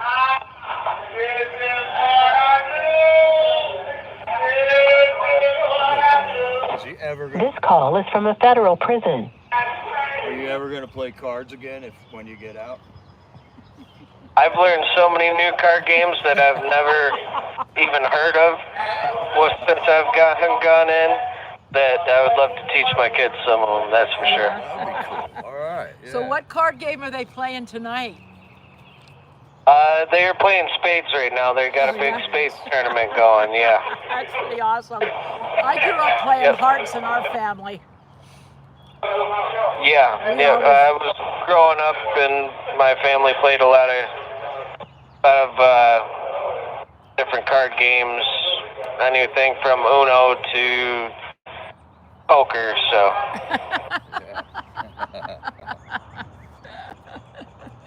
But the games that I've learned along the way, I've seen probably 10, 15 games I've never even heard of since I've gotten locked up. Yep. They got a domino game going. Got 2 TV rooms, so there's like 6 TVs in here, and those rooms are both full right now. Yeah. And our compound here has tablets that are available for purchase. They're about $140 with the case. Does he have one? So that helps pass the time as well. Do you have one? I do now. I just got mine this week. Oh, good. Good. It definitely helps pass the time. We do have a library here. It's kind of smaller, but we are able to get books sent in and magazines sent in, so that helps as well. Okay. So you said you have kids? I do. I have 4 kids. I have 2 stepchildren that I adore, and I have a small daughter that is in all sorts of medical stuff all the time. She's got cerebral palsy and seizures. And she's always in and out of therapy and whatnot right now. She just had a feeding tube put in because she's got an infant feeding disorder. Oh my. So her mother's been going through a lot since I've gotten locked up. I imagine. Yep. Then I have a son who is about to turn 6 in November and doing quite well. Well, although it won't be very happy, I want to wish you a happy Father's Day. Thank you. I appreciate it. Thank you, and happy Father's Day to all the fathers out there that are listening in. Thank you. Yep, you guys said thank you.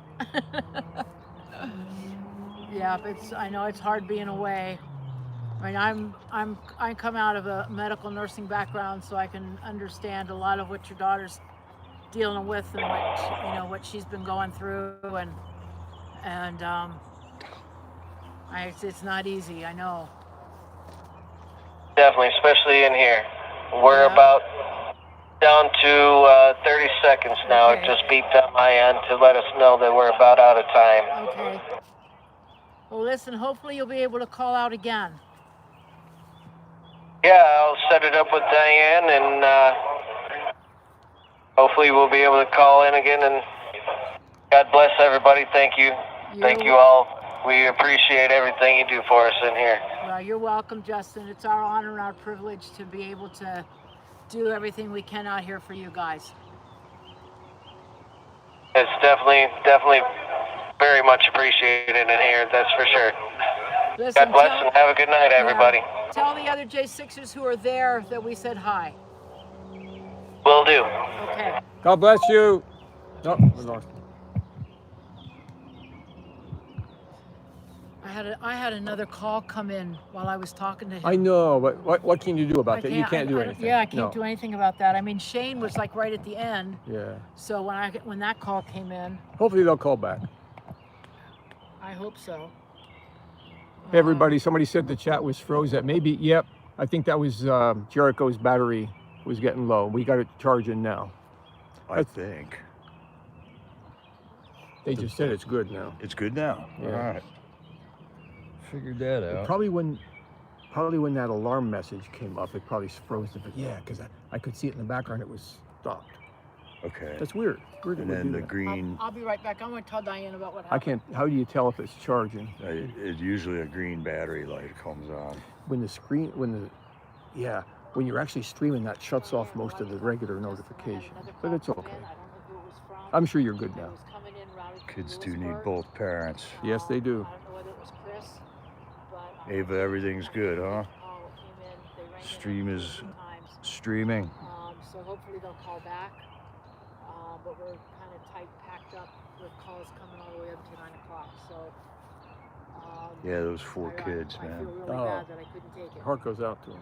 All these J6ers. Anyhow, I just want to let you know in case you. I got into trouble growing up with 2 parents. I can't imagine what I would have with just one. Yeah, right.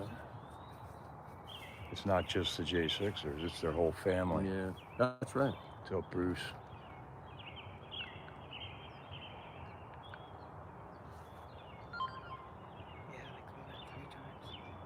Oh, okay.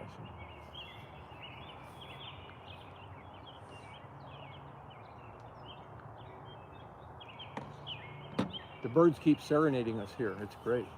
I know it's wonderful here. Mm-hmm. Wonderful here. We got it to ourselves tonight. Wait, look. Almost. Oh, not quite. There's people over there.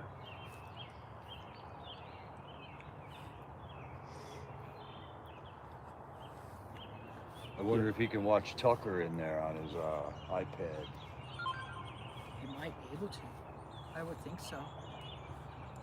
Deb for Freedom said something in the chat about sending clips to the guys in prison, sending video. I didn't know you could do that. Really? Yep.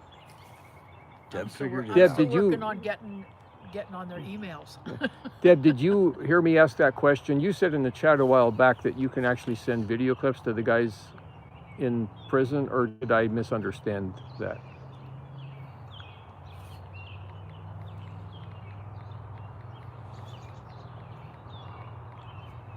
The chat doesn't stay up. Oh, yeah, I don't know why. On my phone it does. There's probably a setting where you can change. Okay. Now you can do this. I played around to your phone. You can do that, and all messages are visible, and then they'll go away again. I don't know, Okay. That's better. Then I can. but it won't stay like that. Yeah, see, they'll.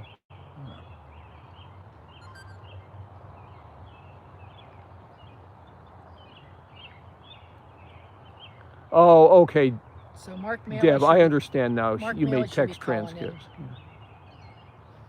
That's right. I didn't think they could get video clips. Thank you for the So clarification. they can read it then. That's a great service. That's a wonderful service. Tucker's last one was a rip I got on it. Biden, man. It was potent. I don't have Twitter, so I got to figure. To the Do you have point. to have the Twitter app? in I don't order have to see Twitter that? either. I just see it when other people will clip it and put it in a news montage.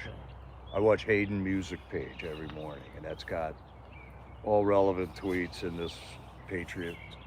How long does Tucker normally do his show for? I don't know. I never watched the full one yet. I've just seen clips. His show on Fox was like an hour, right? Or was it half an hour? It was an hour. Oh. Right. It was an hour. Oh, and Trump the other day made a statement. He gave that speech after he went to Miami. He went to New Jersey and gave a speech at the Bedminster Golf Club or something.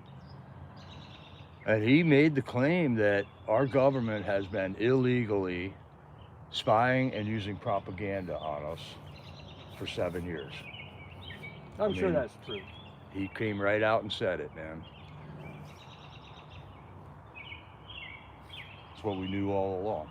Yeah. Because Obama Oh yeah, well, Obama stopped was. the Smith-Mundt Act, which made propaganda on the American citizens illegal.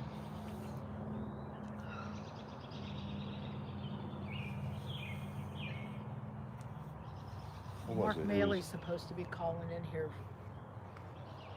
anytime now. Wasn't propaganda. Mental warfare tactics. What's the word for that? I know what you mean. Some people call it psyops. There's an Army Psyops. MOS, Yeah. psychological operations. Yeah, Snowden pointed it out first.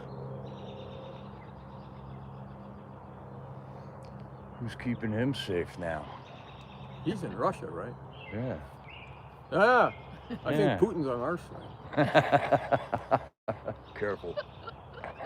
Yeah, yeah.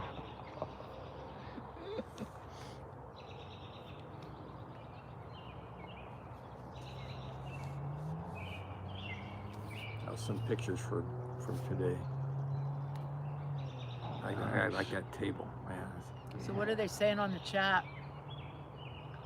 Oh, I'm looking at pictures from today. Oh. So I do need to keep my eye on Free the chat. Snowden. Talking about Deb's clips that she's making Yeah. too.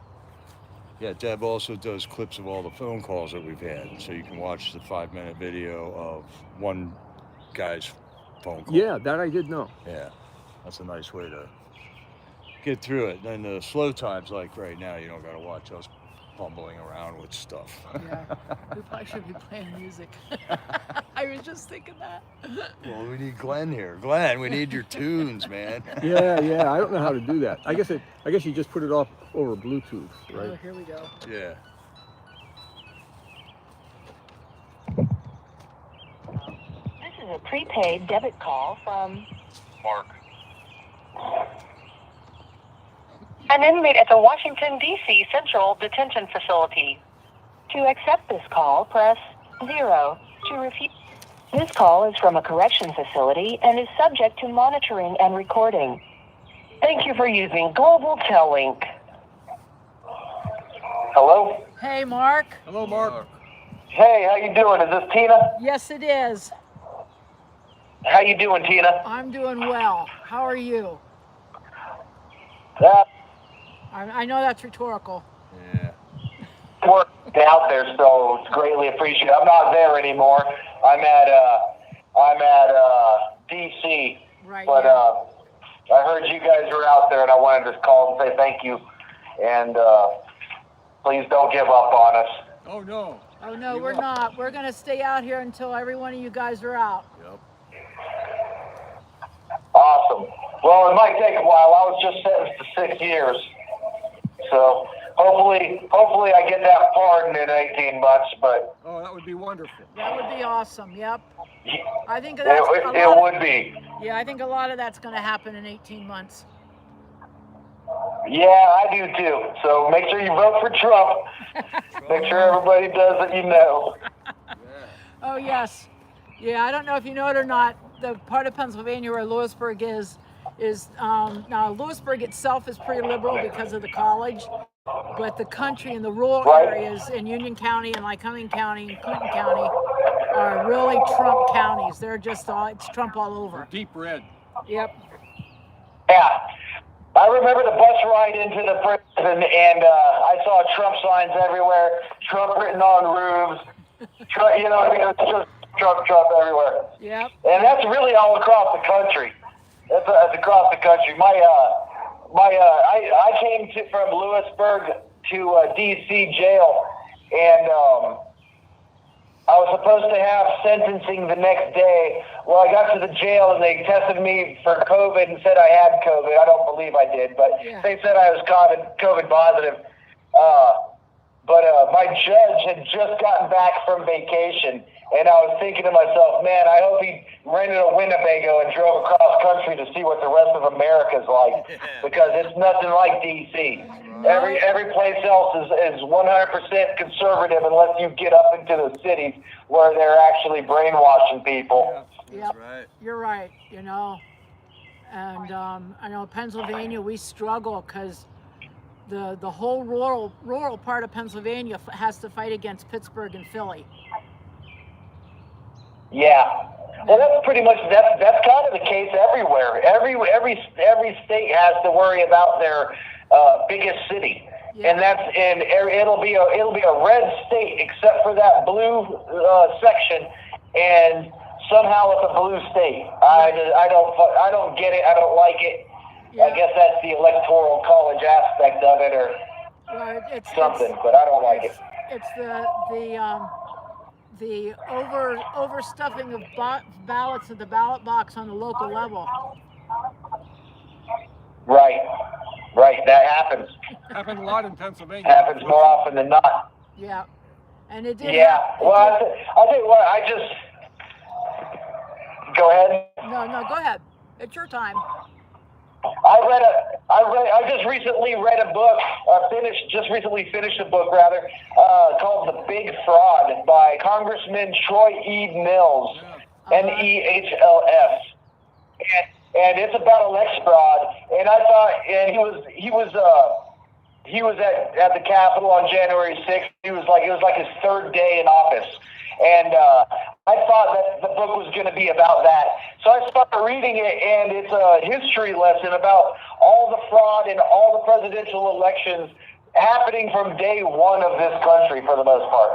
So, I mean, this isn't something new. They've been cheating and lying ever since the beginning of elections, and probably before that. So it's nothing new. It's going to continue to happen. We need to fix it, and hopefully we shed some light on it. Yeah, we do. Mail-in ballots needs to go away. Harvesting needs to go away. Voter ID needs to happen. You know, all these things. Yep. And they like to say, oh well, there's no proof that any election fraud happened in 2020 that would have changed the election. And clearly that's BS because.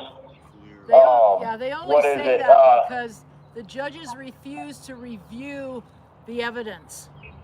And so then they would turn around and say, there's no evidence, there's nothing here. But they never looked at it. so they couldn't say that Yeah. they saw it. Yeah. Well, me and you know that because we take the time to research that. But a lot of people, including my judge, and I mean, I honestly, I don't hold any ill will to my judge at all. The prosecutor, that's another story. But my judge himself, I think he did an okay job as far as I go. He had a job to do. I was found, said to be guilty. You know what I mean? So it is what it is. But one of the things he likes to say is, well, there's no proof, and I know that from other cases. Just because MSNBC, CNN, ABC, and Fox say something is true doesn't mean it is, and just because they don't report it doesn't mean it didn't happen. 51 heads of the intel agencies said that the laptop was Russian disinformation, and now they're all backpedaling and or not answering questions about it. You know, things change, and the facts today seem to be different facts than tomorrow. And all our conspiracy theories, they all come true. So it's just a matter of time. Yeah, that makes them not conspiracy theories anymore then, huh? Yeah, when there's proof, it's not a conspiracy theory. Yeah, that's true. So are you able to share, you want to share any part of your story? Yeah, I'll try to make it quick. Let's see. I actually have a little cheat sheet here, so I'll just read off of it. Okay. I'm a father of 4. Their ages are 3, 7, 14, and 23. I'm a loving and devoted. Yeah, I know. Two of my kids are special needs too. I got 2 autistic children. That's the 23-year-old and a 7-year-old. But they're both awesome. They're perfect in every way, God's eyes and all that. Yes. I'm a loving and devoted husband and a hardworking American patriot. I live outside Roanoke, Virginia, which is I absolutely love it there. Mm-hmm. Roanoke is kind of over by Kentucky area. It's on that side. Yep. I went to college in Harrisonburg. Oh, okay. Yep. Very good. Yep. And yeah, I came when I moved. I have deep family roots in Virginia. Nice. Yep. Yeah, I moved from St. Petersburg, Florida, up to Smith Mountain Lake, and fell in love with the place, and we just decided this is where we want to raise our kids. So that's what we did, and I don't regret it. Let's see. I was wrongfully found guilty of charges relating to January 6th, and I was sentenced to 6 years prison and 3 years of supervision afterwards. Yeah. So hopefully we don't go that far. You know what I mean? We're gonna appeal it, and I think we got a very good chance to win the appeal. So that's good. So you opted not to take a plea deal. You went to trial. They never offered me a plea deal. Well, that's They said what they said to my lawyer was something to the effects of, if we offer him a plea deal, the charges are still going to stand the way they stand, and that meant pretty much they're going to offer me 5 years prison or more. And there's no way I would have taken 5 years prison. I have a family. Right. If they wanted me to cop out, they could have come to me with house arrest, and then I would have been like, well, okay, at least I get to fend for my family. You know what I mean? But anything that takes me away from my family, there's no way I would have signed up for. However, they never offered me anything. So that's that. I'm spiritual, and I believe that we can manifest our own realities, and that's what I'm trying to do. I try to stay positive as much as possible. My wife kind of gets annoyed sometimes at my positive attitude toward things because you know what I mean. She doesn't see things as happily as I do because she's sitting there with the kids without her husband, and she thinks all my conspiracy theories kind of got me here. Which all I wanted to do, I went to D.C. to see Trump. I didn't go for any other reasons. I didn't go to stop the steal. I didn't go to go to the Capitol. I didn't go to stop the election from being, you know what I mean? I didn't go for none of that. I was kind of worshiping almost Trump as a demigod for 4 years. Why, every time he was on TV, he was on TV. My son would come into the room, hey, Connor, who's that? Oh, that's Trump. He knew right from the get-go, you know what I mean? Got Trump stuff all over my house. The least I could do is travel 3.5 hours to go see him in D.C. when he's asked specifically, if you support me, come to D.C. I'm only 3, you know what I mean? I was there that day, came home that night.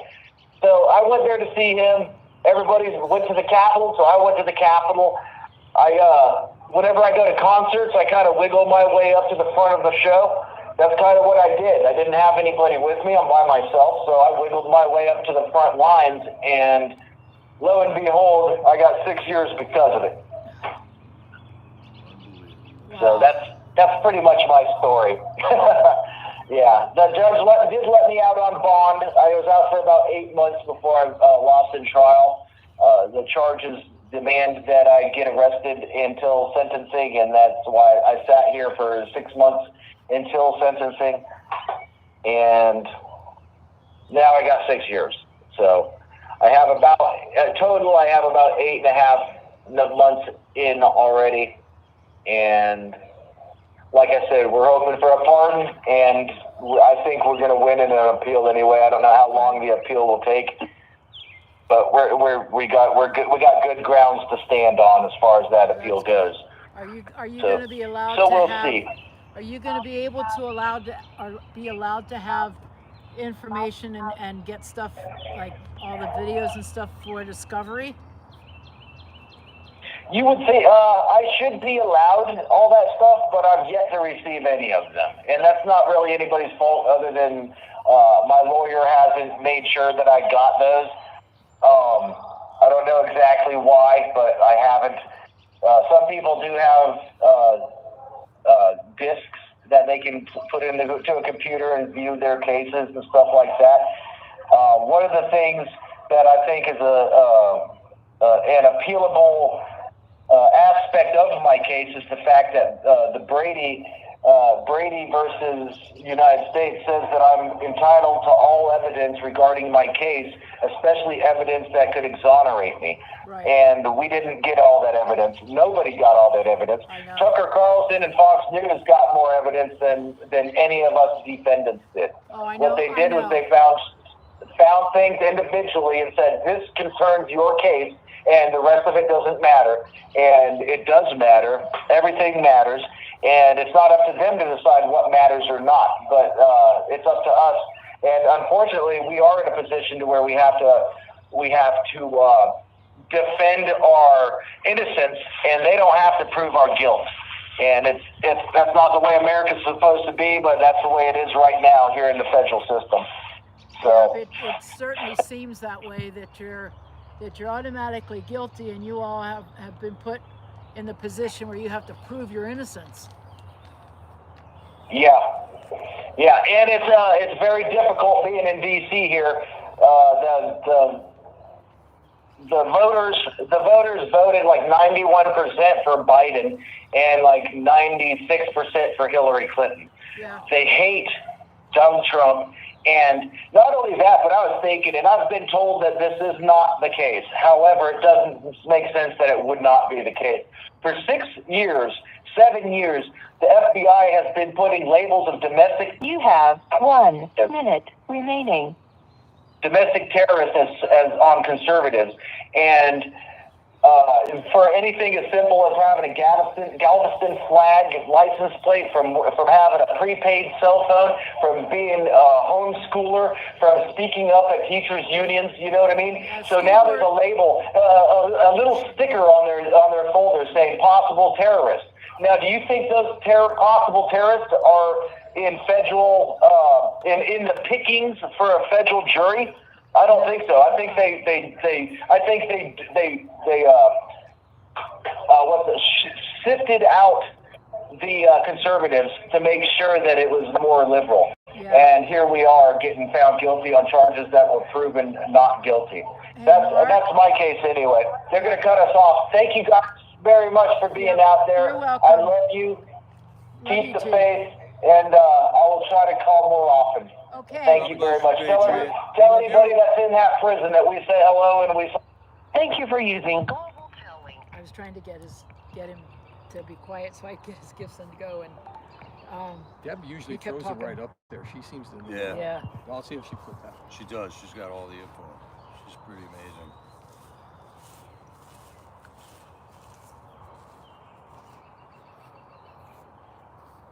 Another family torn apart. Yep.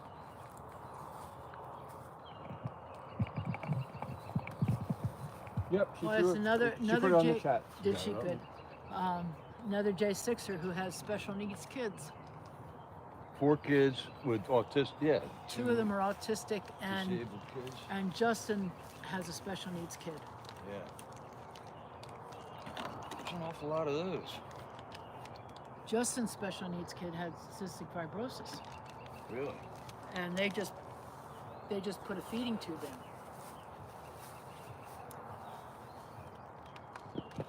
Trump commented on that. He said he's going to get to the bottom why there's so many unhealthy people now. A lot of people blame it on the vaccine, not just the COVID vaccine, but on all All of vaccines. them. Robert Yeah. Kennedy Jr.'s Yep. on that topic. Yes, he is. also. He's making the rounds. He's everywhere right now. You gotta have a lot of respect for that guy. Mm-hmm.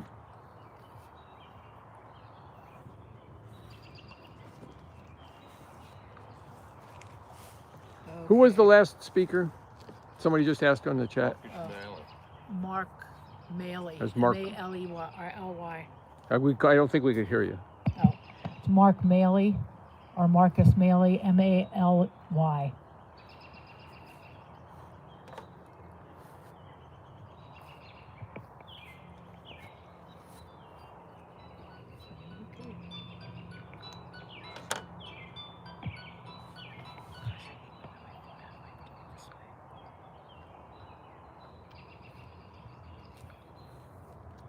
Did any Hello, guys read this that? is a prepaid call from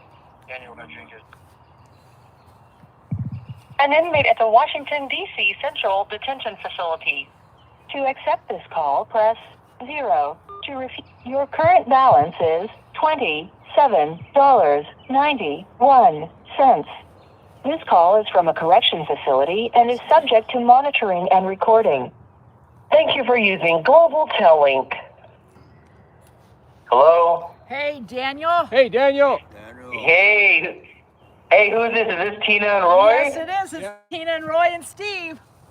What's up, All Daniel? right, Steve. How you guys doing? How's everybody out there? We're good. How are you? We've missed you. Yeah. Yeah, thanks. Yeah, I missed you guys too. I think Pennsylvania. That was my first time there. I think that's a great state. That's a great area, Central Pennsylvania.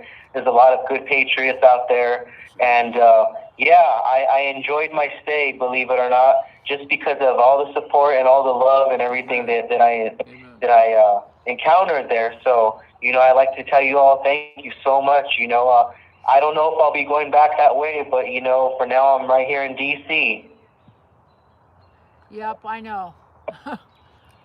But listen, we want to Yeah. invite you to come back anytime, but not inside. Yeah. Yeah, right. yeah, I know. Seriously, Daniel, my house is open anytime. I thank you. I know. I thank you for the. I did get your letter. I think I was able to get one back to you before I left. But anybody who wrote me, I had to pack my stuff away, and I couldn't bring it with me. So some people I wasn't able to write back, and it's going to be a while before I'm able to answer that mail. Right. So I apologize. Do you have addresses? Do I need to send you my address again?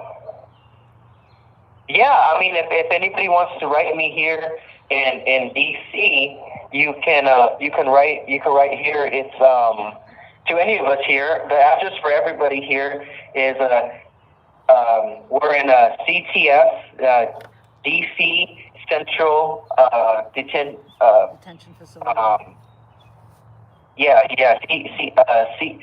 Specifically it's CTF. But the address is 1901 D as in dog, D Street, and then you put Southeast, Washington, D.C. 2001. Yeah. So Yeah. and so we have different numbers here. We don't have a federal number anymore. My number is 383-771. But yeah, you can write any of us here. You can also come visit us if you ever wanted to. We get visits on the weekends, and we're always happy to meet you guys. Yeah. But how's everybody doing? Is there? I hear we got some new people over there. They kind of emptied it out, and then they brought a couple more in there. There's some Proud Boys in there. Yeah, they brought 3 Proud Boys in Monday night. James and Brandon were the only 2 left. Brandon's here now. Oh, Brandon's there too. Okay. He's not in our. He's not in our pod yet, but he's gonna be. I guess it's a quarantine still, but he's gonna be with us next week, even though he's here in the actual jail. Okay. We won't see him until next week. Right. I wasn't sure. James. I wasn't sure the last time I checked his status. They still had him under Lewisburg. Okay, yeah, he's here now. Well, we understand, and I know those Proud Boys. I've met them before. They are good. They are good guys. They're a bunch of funny guys. They have good spirits, good sense of humor. Good. I spent some time with Ethan Nordine in the Northern Neck jail, and I met the other guys in Alexandria. And it's a shame what they had to go through with their trial. I know. We heard so many stories. It's awful. They apparently, let me tell you guys, if you guys don't know this, apparently the way to overthrow the government, so-called insurrection that they planned, they first went outside the Capitol, took a bunch of selfies, and then decided in the middle of it all to go get some tacos, and then they came back later. Oh, that's cool. So I guess that's how you overthrow the government. Apparently, that's what they found. Is you take a bunch of selfies, and then you go grab a bunch of tacos, and then come back after lunch. Psychological. It's psyop. So psychological warfare. It must have been one heck of a taco.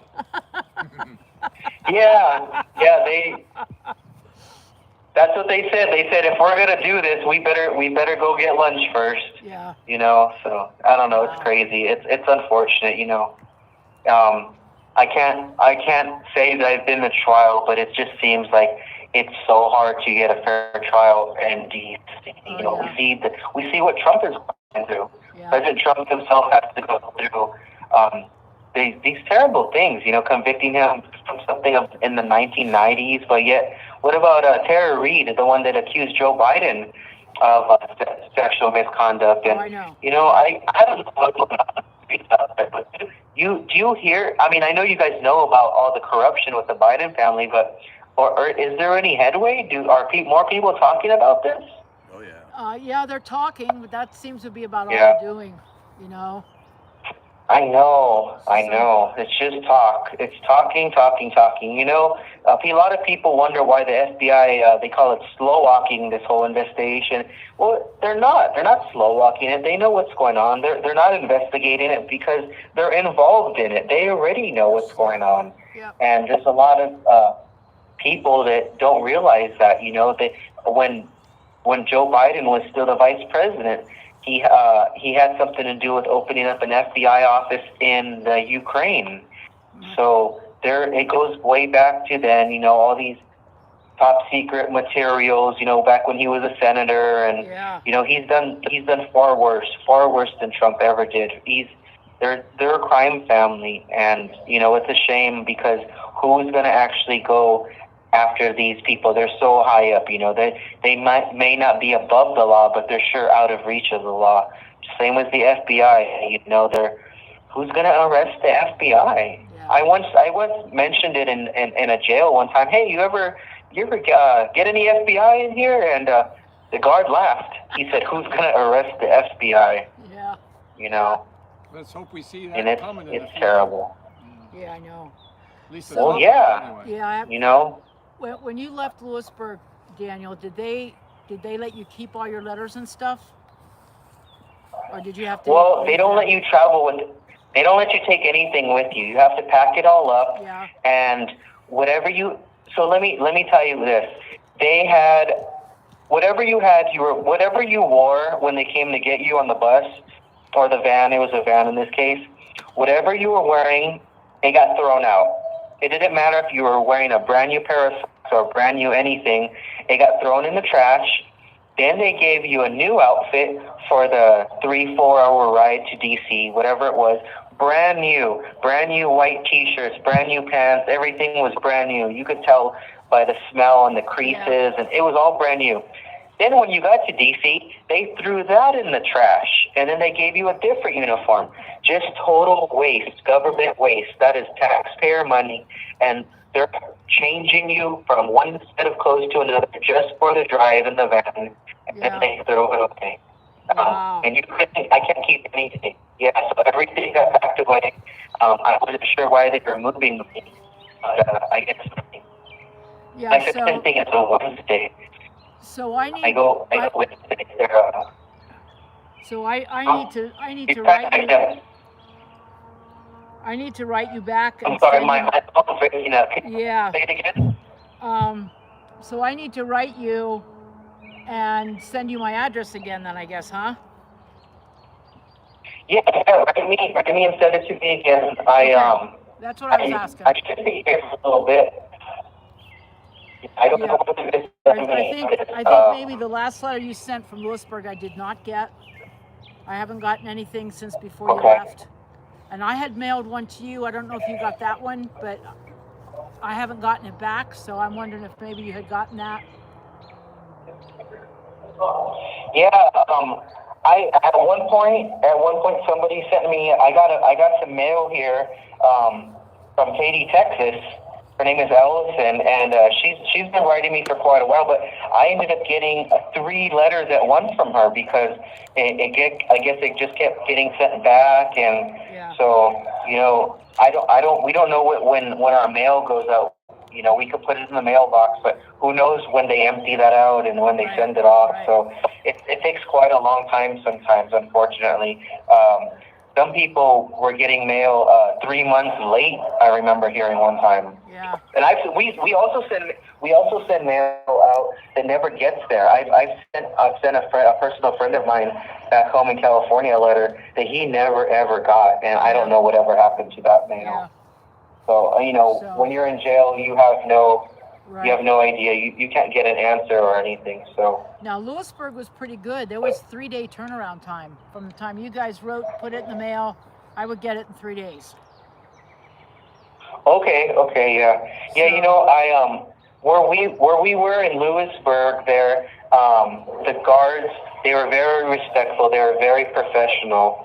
And, that was new to me because I had come from the Northern Neck Jail out down in Virginia. And, boy, that was a whole different ball game. Totally country jail, run out in the middle of nowhere, and they could just do whatever they wanted. But it was nice to have some professionalism, and, it was no guesswork. When one guard came, the next one acted the same way. And, they do it to us on purpose. They move us around. They put us in that Northern Neck Jail, and they try to break your spirit, try to get you to sign a plea and everything. Right. Which, of course, I ended up having to sign a plea. They're asking more time for me now. I don't know why, but they filed last Friday for more time. We don't know. They didn't even tell my lawyers. My lawyers asked them if they were going to give me the enhancement, and they're asking for a 3-point enhancement for terrorism. They're trying to charge me with terrorism, and they're asking 14 years for me. Wow. And mind you, nobody died that day. There's people out there that get less time for murder, I think. But they're asking 14 years for me, and I don't have any record. I don't have any criminal record. I'll be 41 next month, and I don't have any felonies or anything on my record. And 14 years, that's the rest of my life right there, pretty much. Yeah. That's what it feels like. Well, a good chunk of it. Yeah. So is everybody okay? Have you been in contact with the new guys that showed up down there? I got a request from one of them for going on their email account this week. So I sent that back. That's the only contact I've had so far.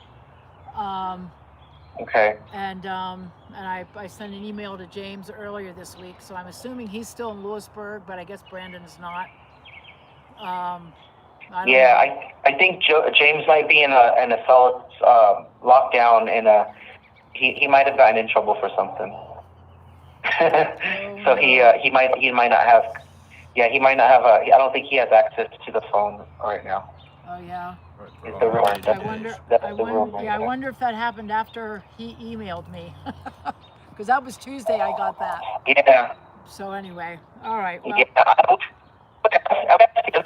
I mean, you don't know, but I don't know was the Japan or was it Ethan or who else is there? I think yeah, you're really breaking up right now. Yeah, if you ask what the difference is, those have ideas, so. Okay.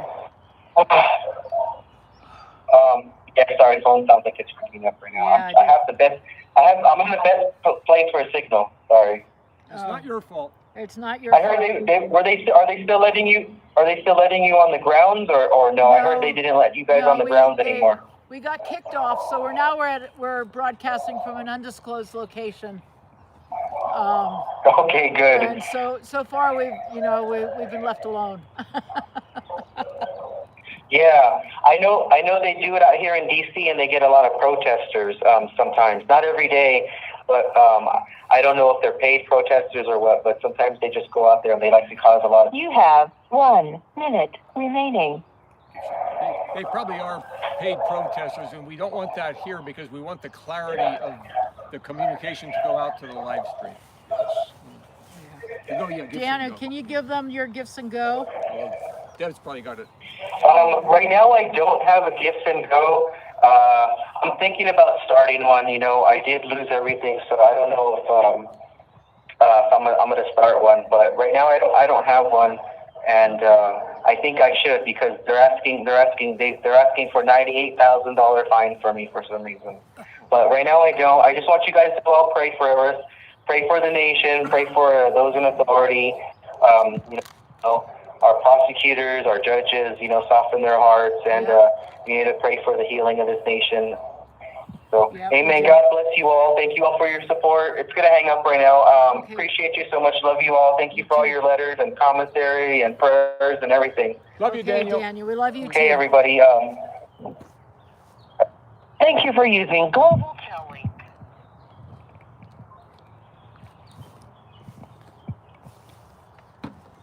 Okay.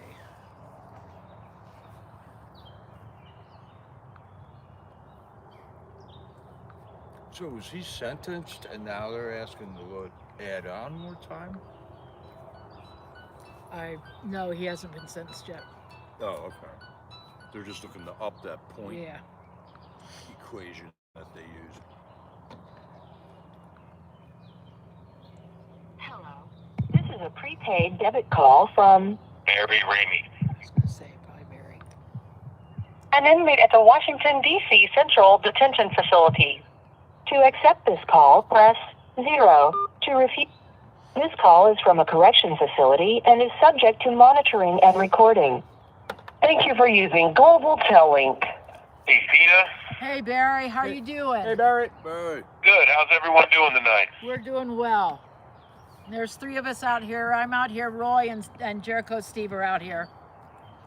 Awesome. That's good news. Good stuff. How's the weather? Oh, the weather's been beautiful. We've Awesome. had intermittently all week some rain, which we really needed, and in between really nice days, upper 70s. So it's been pleasant. Okay. Good news. Good news. Yes. So how are you doing? Well, I'm doing all right. Recently, for the last couple of weeks, I've been talking with a journalist from the Gateway Pundit. Definitely want to give a shout out to them and all the attention and help they've been giving a lot of the J6ers. Jim Hoff and his faculty over there are some good people. Yeah.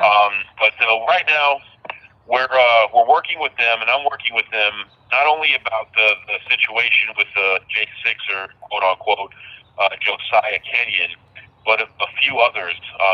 We're working on trying to get the American people some solidified real evidence of Antifa's influence at January 6th. Myself, along with a couple other J6ers, over the last 2 or 3 months, have really dug deep in a few people's situation and been able to uncover the reality that the left-wing media will constantly deny, that Antifa did have a hand in January 6th as a provocateur.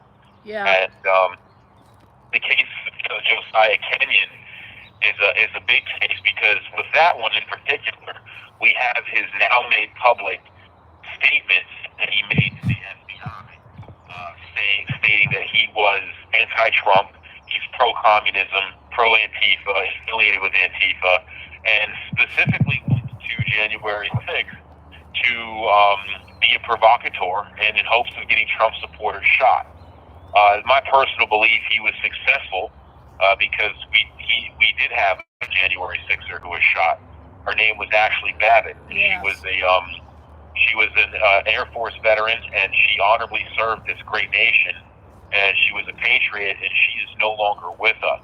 Yep. And I think it's very important to show that they were there. They were 100% there, and we've been amongst them this entire time. Most of the time unbeknownst to us, but there has been a few names that I'll leave out for now that we're working on that we strongly believe, and there is strong evidence that suggests that they are members and affiliates of Antifa. This is important. This is important for the American people to be able to see. And what happened to Ashley Babbitt was absolutely horrible. As you know, Tina, we watched our cities burn to the ground in 2020 for an individual that was breaking the law. Now, I'm not one of those. I wish Derek Chauvin had got off of his neck sooner, only because of the chaos and what was able to cling to, the lies that the left was able to cling to burn our cities down. Right. But George Floyd was not a person, so I'm not going to sit here and pretend like he was because of his unfortunate and untimely death. But Ashley Babbitt was a good person. Ashley Babbitt was a patriot. Ashley Babbitt was a veteran to the United States Armed Services.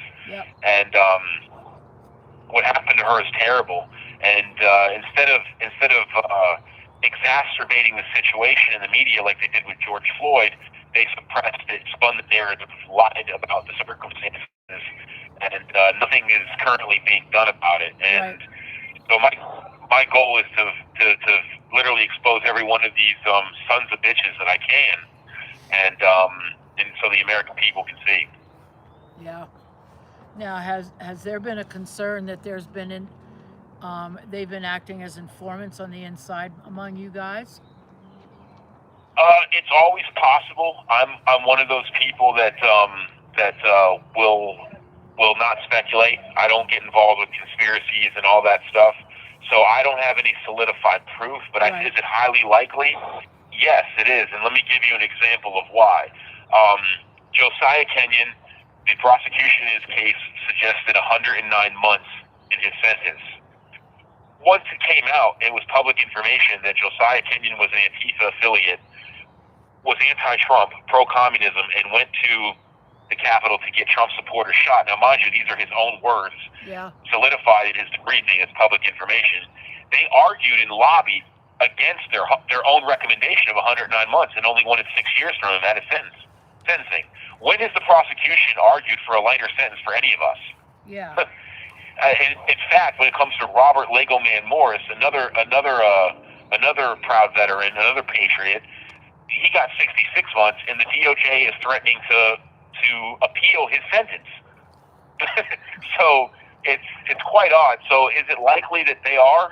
Sure, but I think more likely that they were caught up in the melee, thought that maybe they were J6ers, and now they're being exposed. And again, Josiah's far from the only one. Right. We know that there's more amongst us right now in this pod. Right. No, that's unfortunate, and I feel bad that you guys are kind of all lumped together with them, because they certainly did not do you all any good service. No, and more importantly, they didn't do America any service. And right. we look to to expose them one by one and by any means necessary other than violence, because we're not going to allow that to be used against us, and take away from the actual goal here, which is showing the American people that there were Antifa provocateurs there that did some pretty heinous things, and then hid behind the umbrella of being a patriot, a J6er. That part I can't stand when Ashley Babbitt is no longer with us. Right. Well, and then we have, Roseanne Boylan and the other two that died also. I mean, they weren't shot, but they certainly were killed. Well, to your point, exactly, Tina. Josiah Kenyon was directly next to Roseanne Boylan, and he admitted to handing out PCP cigarettes. Hold on 1 second. We got the anthem for y'all, good people. Okay. Oh, wonderful. Is it time? It's about time. Yeah. So we will sing along with you guys. It's not coming through. I can vaguely hear them. Perilous fight. I'm up beside we watched are so gallantly streaming, and the rocket's red glare, the bombs bursting in air, gave proof through the night that our flag was still there. How say does that star-spangled banner yet wave o'er the land of the free and the home of the brave? Yeah, USA. Our first synchronized national anthem. USA. Well, that's our 9 a.m. tradition from the D.C. Gulag. Yeah. Love it. Yes. It's great to be able to join with you guys. What's that? That was great. We were able to join up with you guys. Yes, definitely. Who was that? Sorry, you got really loud here for a second. This is Tina. Well, I couldn't hear the last thing you said. I'm sorry. Oh, we were able to join up with you guys. It wasn't coming in real loud, but we were able to at least hear it. We joined in and singing with you guys. Oh, nice. Okay, yeah. I'm on a pretty one of the crappy phones was all that was available. Oh, that's So, okay. back to it. Josiah Kenyon was actually in the area right next to Roseanne Boylan at one point. He admitted to myself upon interview, and the Gateway Pundit will be coming out with this story soon. Josiah Kenyon admitted to, and I'm not the only one that can vouch for this, multiple people heard it, that he was passing out PCP-laced cigarettes to protesters that day. I'm not very familiar with the substance of PCP, but I have read up on it since I've heard that, and it can cause a serious state of delirium. What if it had any effect, I don't know, but he did admit to giving this to people that day on January 6th. And, if there's anything that's truly nefarious, that definitely is something. I'll tell you what. Yeah, that's really, wow, that makes me mad. Makes your blood Yes, boil. Yeah, absolutely. If anybody who got one smoked it, that certainly might have affected their behavior, definitely. Absolutely, and again, I'm not one that will parrot speculation. I heard it from the horse's mouth myself, along with Kenny Harrelson of the Oath Keepers. He was there. A couple other people. He did confide in us. There was a reason for it. The reason we were able to sit down with him and get him to elicit all this information was once it came out in the news and the media, and his debriefing with the FBI was made public information. We in the beginning, we were being honest with him. We're like, look, if you tell us the truth and you tell us what your goals were that day, we're going to try to help you if you're sorry for what you did. Once he started to confide in us and let us know this information, he was still lying to us and lying over and over. So the window of us trying to help him personally went out. It closed, and it was more important to get the information information out to the American public, but I have Right. multiple witnesses that were in the room with me. It's not just me saying that, you know. Right. Well, maybe it's time for that to come out and be exposed too. I would say, yeah. Well, I'll be doing my interview with the Gateway Pundit tomorrow, and I think they're working on the article. And again, I'm not going to just elicit hearsay testimony. I'm going to give there's going to be links to the actual FBI debriefing, his words to the FBI agent. We can't manipulate that. We can't lie about that. It's Right. public information now. Right. So, again, I'm not one for speculation or conspiracies. The American people they deserve more. Yeah. Oh, yeah. Absolutely, they do. So, do you know when the Gateway Pundit interview is going to be broadcast? I'm going to give the actual interview, the verbal dialogue tomorrow at 1 p.m. When they're able to do it, because she's the reporter that's doing it's also actually working on the Roseanne Boylan story as well. She's got her hands full. She's doing a really good job. So I don't know exactly when she's going to have it out, but I know her goal is to have it out ASAP. I'm assuming a week or two after tomorrow, but Okay. it all depends on her workload and what she's able to do. Okay. Well, we'll try to keep our eyes open for it. For sure, yeah. I mean, I can even in my pretrial bail hearing in Broward County, Florida, where I was arrested when I was denied bail the first time. The prosecutor even said out loud, and I plan on turning over my transcripts as well, where I intend to blame my reason for being in January 6th on the boogie, and I quote, the boogeyman known as Antifa. So it's going to be good to have them eat their words. Yes, absolutely. Doesn't sound like that's appropriate statements to being said from the bench.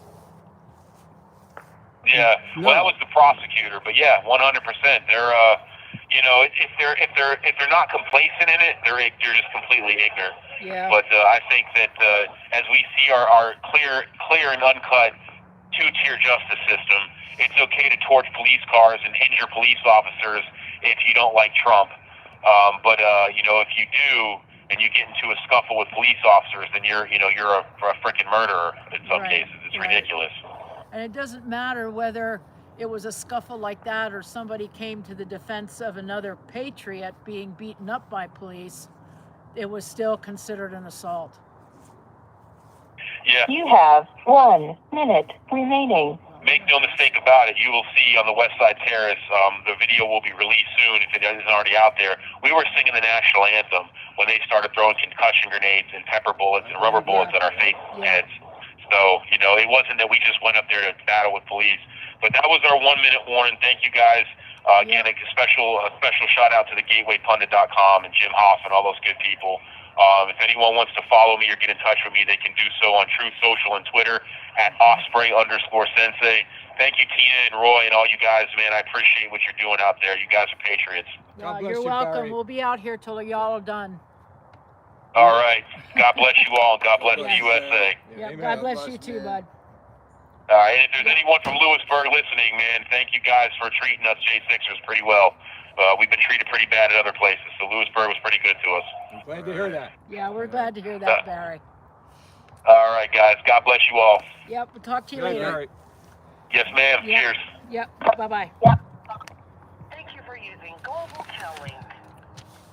Well, that was cool. We got to sing it. Yeah, we got to sing it with them. That was awesome. DC crowd tonight. Yes. Well, I'm thinking that will be our last call. You think? I don't know, but that's... Well, yeah, Robert was scheduled at 9. Oh, that's but right. it's We 8 missed after. Robert. Yeah. So, I didn't know if they were able to call after 9. That I don't know. Barry talked for a while the last time after 9. It's like 9:05 or 9:10. Yeah, I have right now. 9:08 on my phone, but I don't know. I don't know what time they have at the prison. They've been kind of talking late at Freedom Corner. Have they? Yeah, because they do the national anthem, then they sing the God Bless the USA song. Right. And then there's usually a guy on the phone talking with Tommy afterwards. Well, we'll see if maybe Robert calls out. Yeah. That'll be pretty cool. It was pretty awesome today, Tina. You guys are incredible, lining up all these phone calls. Yeah, that's a real No, we blessing. missed one. That's a real I service. feel really bad. 1, 2, 3, I think we 4, missed 5, Chris. 6. Yeah, they were right back to back. 6 phone calls. But I feel bad that I think we missed Chris. He We didn't just- call till after 8 o'clock. We just got a text. The last they can call is 10. Okay. You're welcome, Double Sky. Hope I said that name right. Oh, hey, Lego Man's here. Yes. An inmate at the Washington, D.C. Central Detention Facility. To accept this call, press 0. Your current balance is $26.31. This call is from a correction facility and is subject to monitoring and recording. Thank you for using Global Tel-Link. Hey, what's up? It's Lego your friendly Man. neighborhood Hey, Lego Robert. Man. Yeah. We have missed you. Oh man. We have Yeah, missed you. I missed you guys too. I love you guys very much. It's, Yep, same it's here. a wild ride. Yeah. How are you guys doing tonight? You guys doing okay? Yeah, we're doing good. Yep. It's been a good vigil. The weather's beautiful. Yep. We've had a number of phone calls come out, so it's been good. Getting dark now, Good. but that's okay. It's getting close to our bedtime. That's right. Yeah, no, same here. Same here. No, I hear you. Well, tonight I just had a cool little update for you guys, and then I had somewhat of a message to deliver. But I want to let you guys know that last night we had what's called a hopium den take place. Now, for those of you who don't know what a hopium den is, it's something I put together 2 years ago. I can't believe I can say that. 21, when I was here in the DC jail, morale was very low at one point in time. And a friend of mine and I, Jeff Sable, were sitting around the table, we're looking at each other thinking, how are we going to fix this? And he and I generated the idea of maybe a talent show or a comedy show would be able to boost the morale of the guys in here, you know, kind of like give an excuse to laugh. And, you know, these guys were in the middle of losing everything, and we were about to lose so much more, and we had no idea. You know, so we had come up with this concept. Well, we're sitting around the table thinking, like, well, what are we going to name it? And before we had this conversation, anytime we ever got good news in the DC jail that something was happening or more truth was coming out, we called that hopium, right? Yep. So Yep. spelled HOPEIUM. So, hey, you got any hopium for sale or whatever, right? It was kind of more like a running joke. So, you know, come back to that conversation 2 years ago that we had at that table. I'm like, guys, I got the perfect name for this. We're going to call these shows the Hopium Den. And, yeah, so we kicked it off. Back, you know, in 2021, before I was taken out of this jail and taken to Northern Neck, I was able to put on 4 Hopium Dens. And and I was informed that they haven't happened since. Wow. And that kind of saddened me.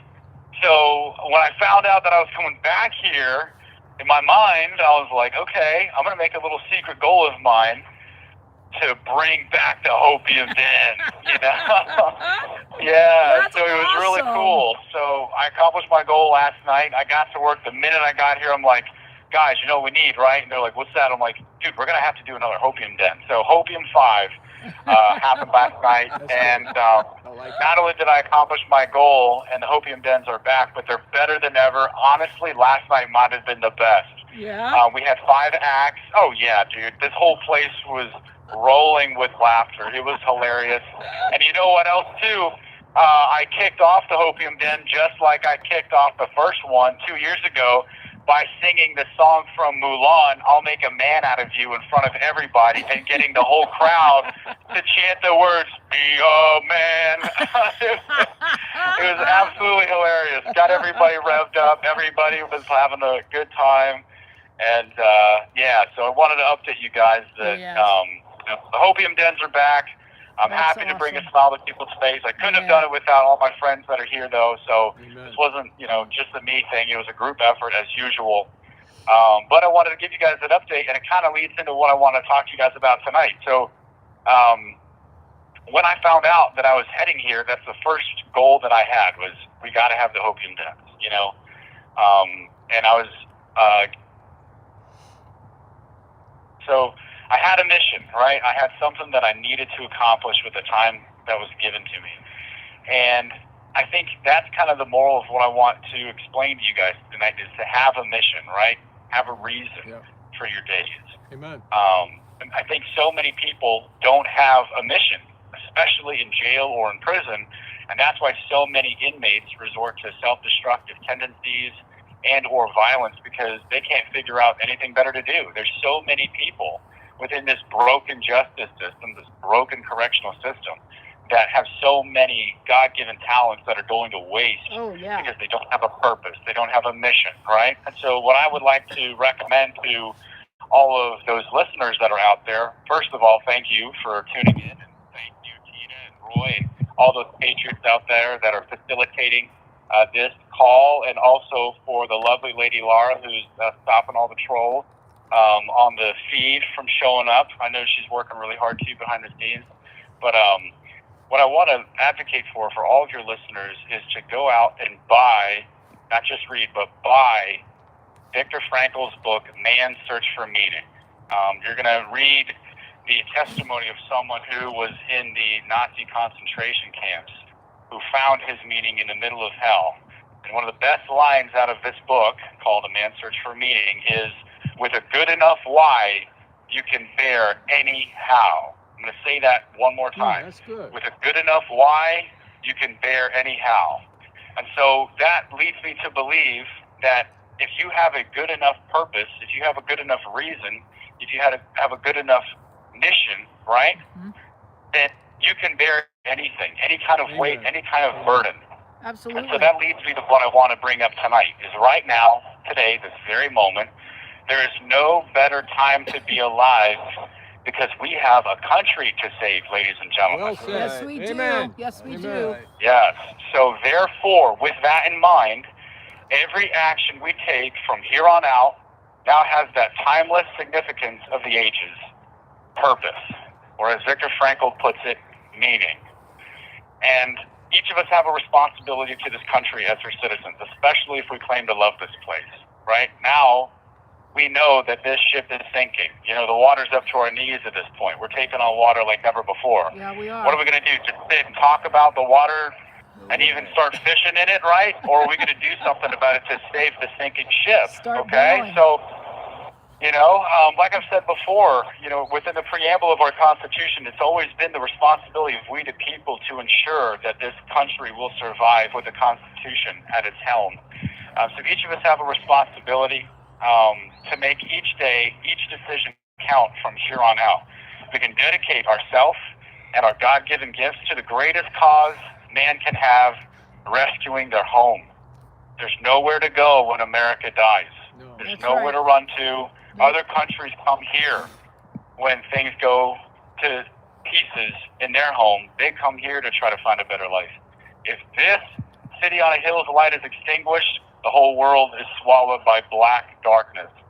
So I challenge each and every one of you to go out and read Man's Search for Meaning by Viktor Frankl, so you can understand not only what that man suffered through to make his country great again, but also to find some motivation so we can make America great again, right? That's what the whole point of this is.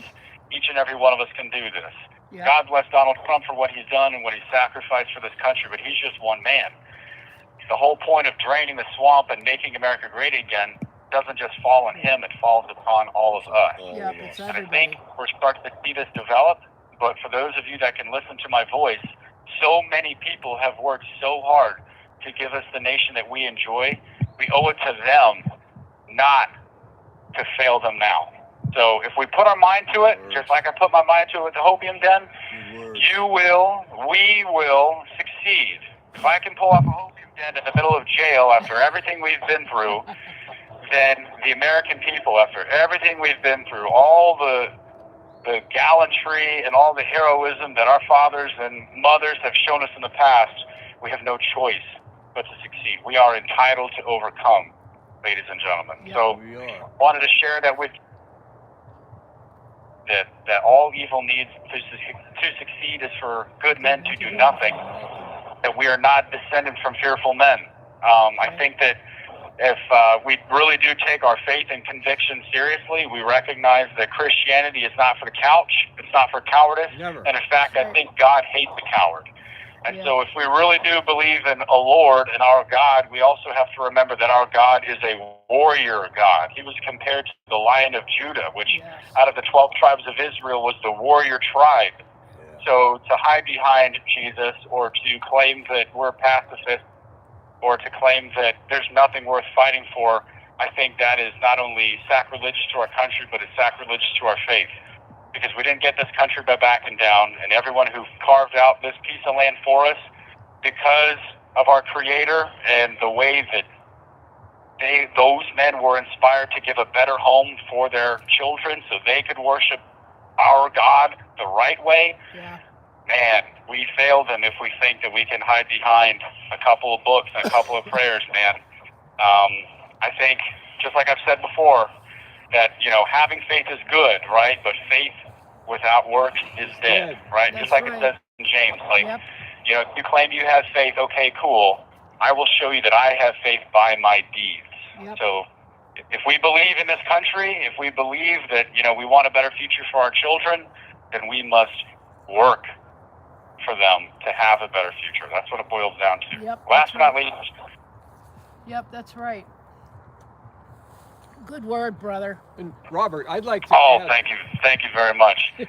Don't forget to check out my favorite American Legion, Post 150 in Petersburg, Pennsylvania, and see the mural that my magnificent crew and I painted. But if Petersburg, Pennsylvania, American Legion Post 150 is too far of a drive for you, you can always stop by the Legion online at the website called thegreatwarsmural.godaddysites.com.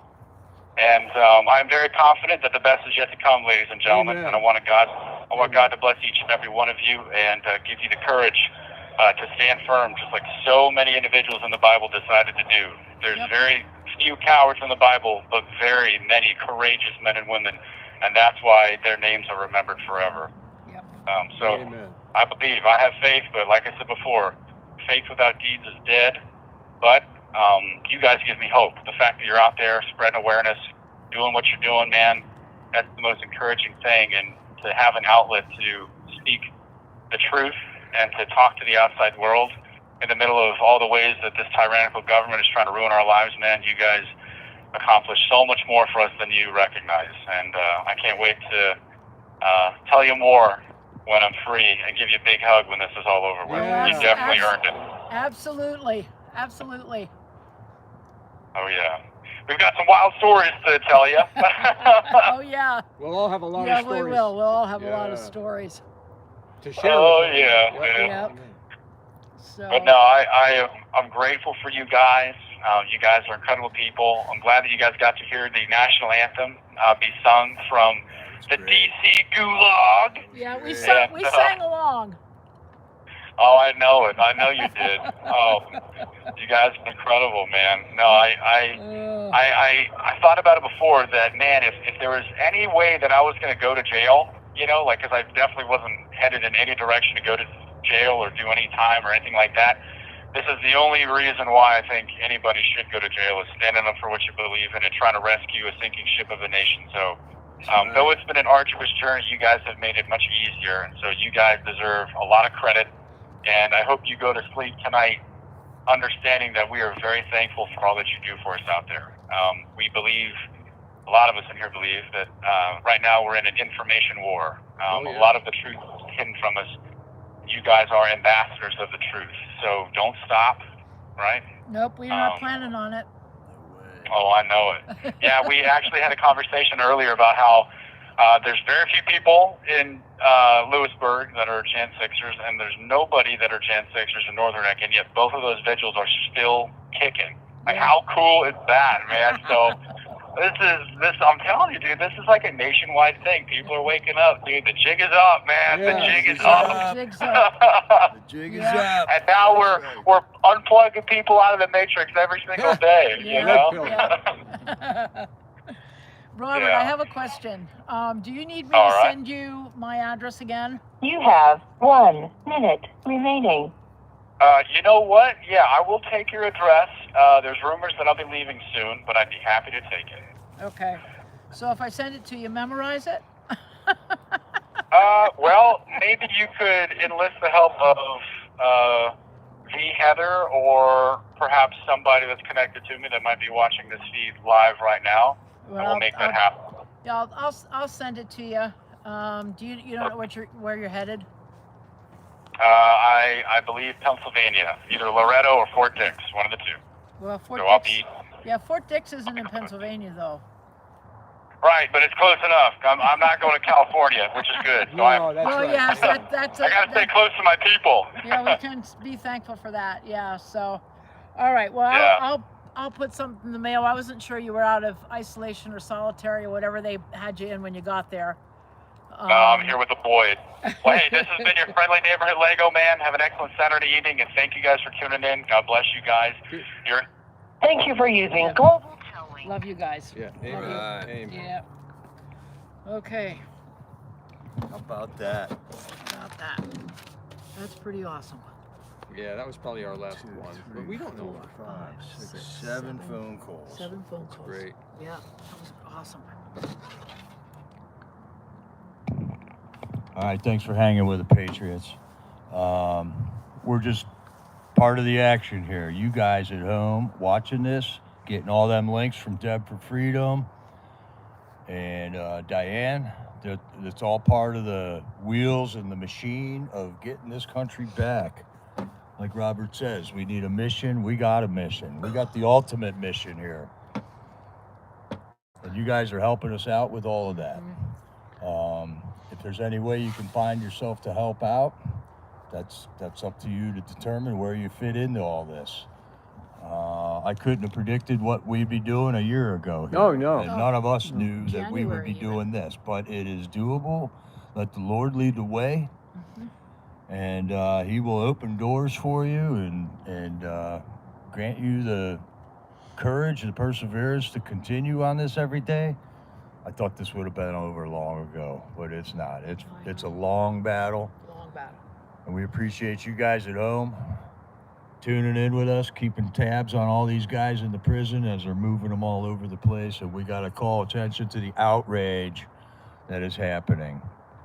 We want to thank you all for logging in, and I want to give special thanks to our great moderators. That was Yeah. outstanding. Moderators are awesome. Yeah. You mods rock. Yes. You mods rock. Steve, I'm going to let you log out since you're the one doing the streaming. All right. I mean, whenever you're ready. Yeah, we better get out of here. Yep. We better get out of here. They'll kick us out. I doubt if they haven't sent anybody yet to close the place up, I doubt they will. The gates probably stay open, or at least I hope they stay open. No, I think probably it's. God bless you, Patriots. Keep up the fight. What's the term? The honor system. Honor system. Yeah. So. You want me to close out the chat, Steve? Yeah. You should know how to do it, though. You do it. You come on over. See what we gotta do here. I think you just hit the X button. We still got 32 people logged in. That's great. How many did we have? What was our highest number? About 35. We got Yeah. 80 thumbs up. Oh yeah. So Press. We need more. Mine says something different, but I think that will log you on. Good night. Yep. You sure want to stop? Yes. We don't want to stop. We want to keep going on. There you go. All right. We'll stop it.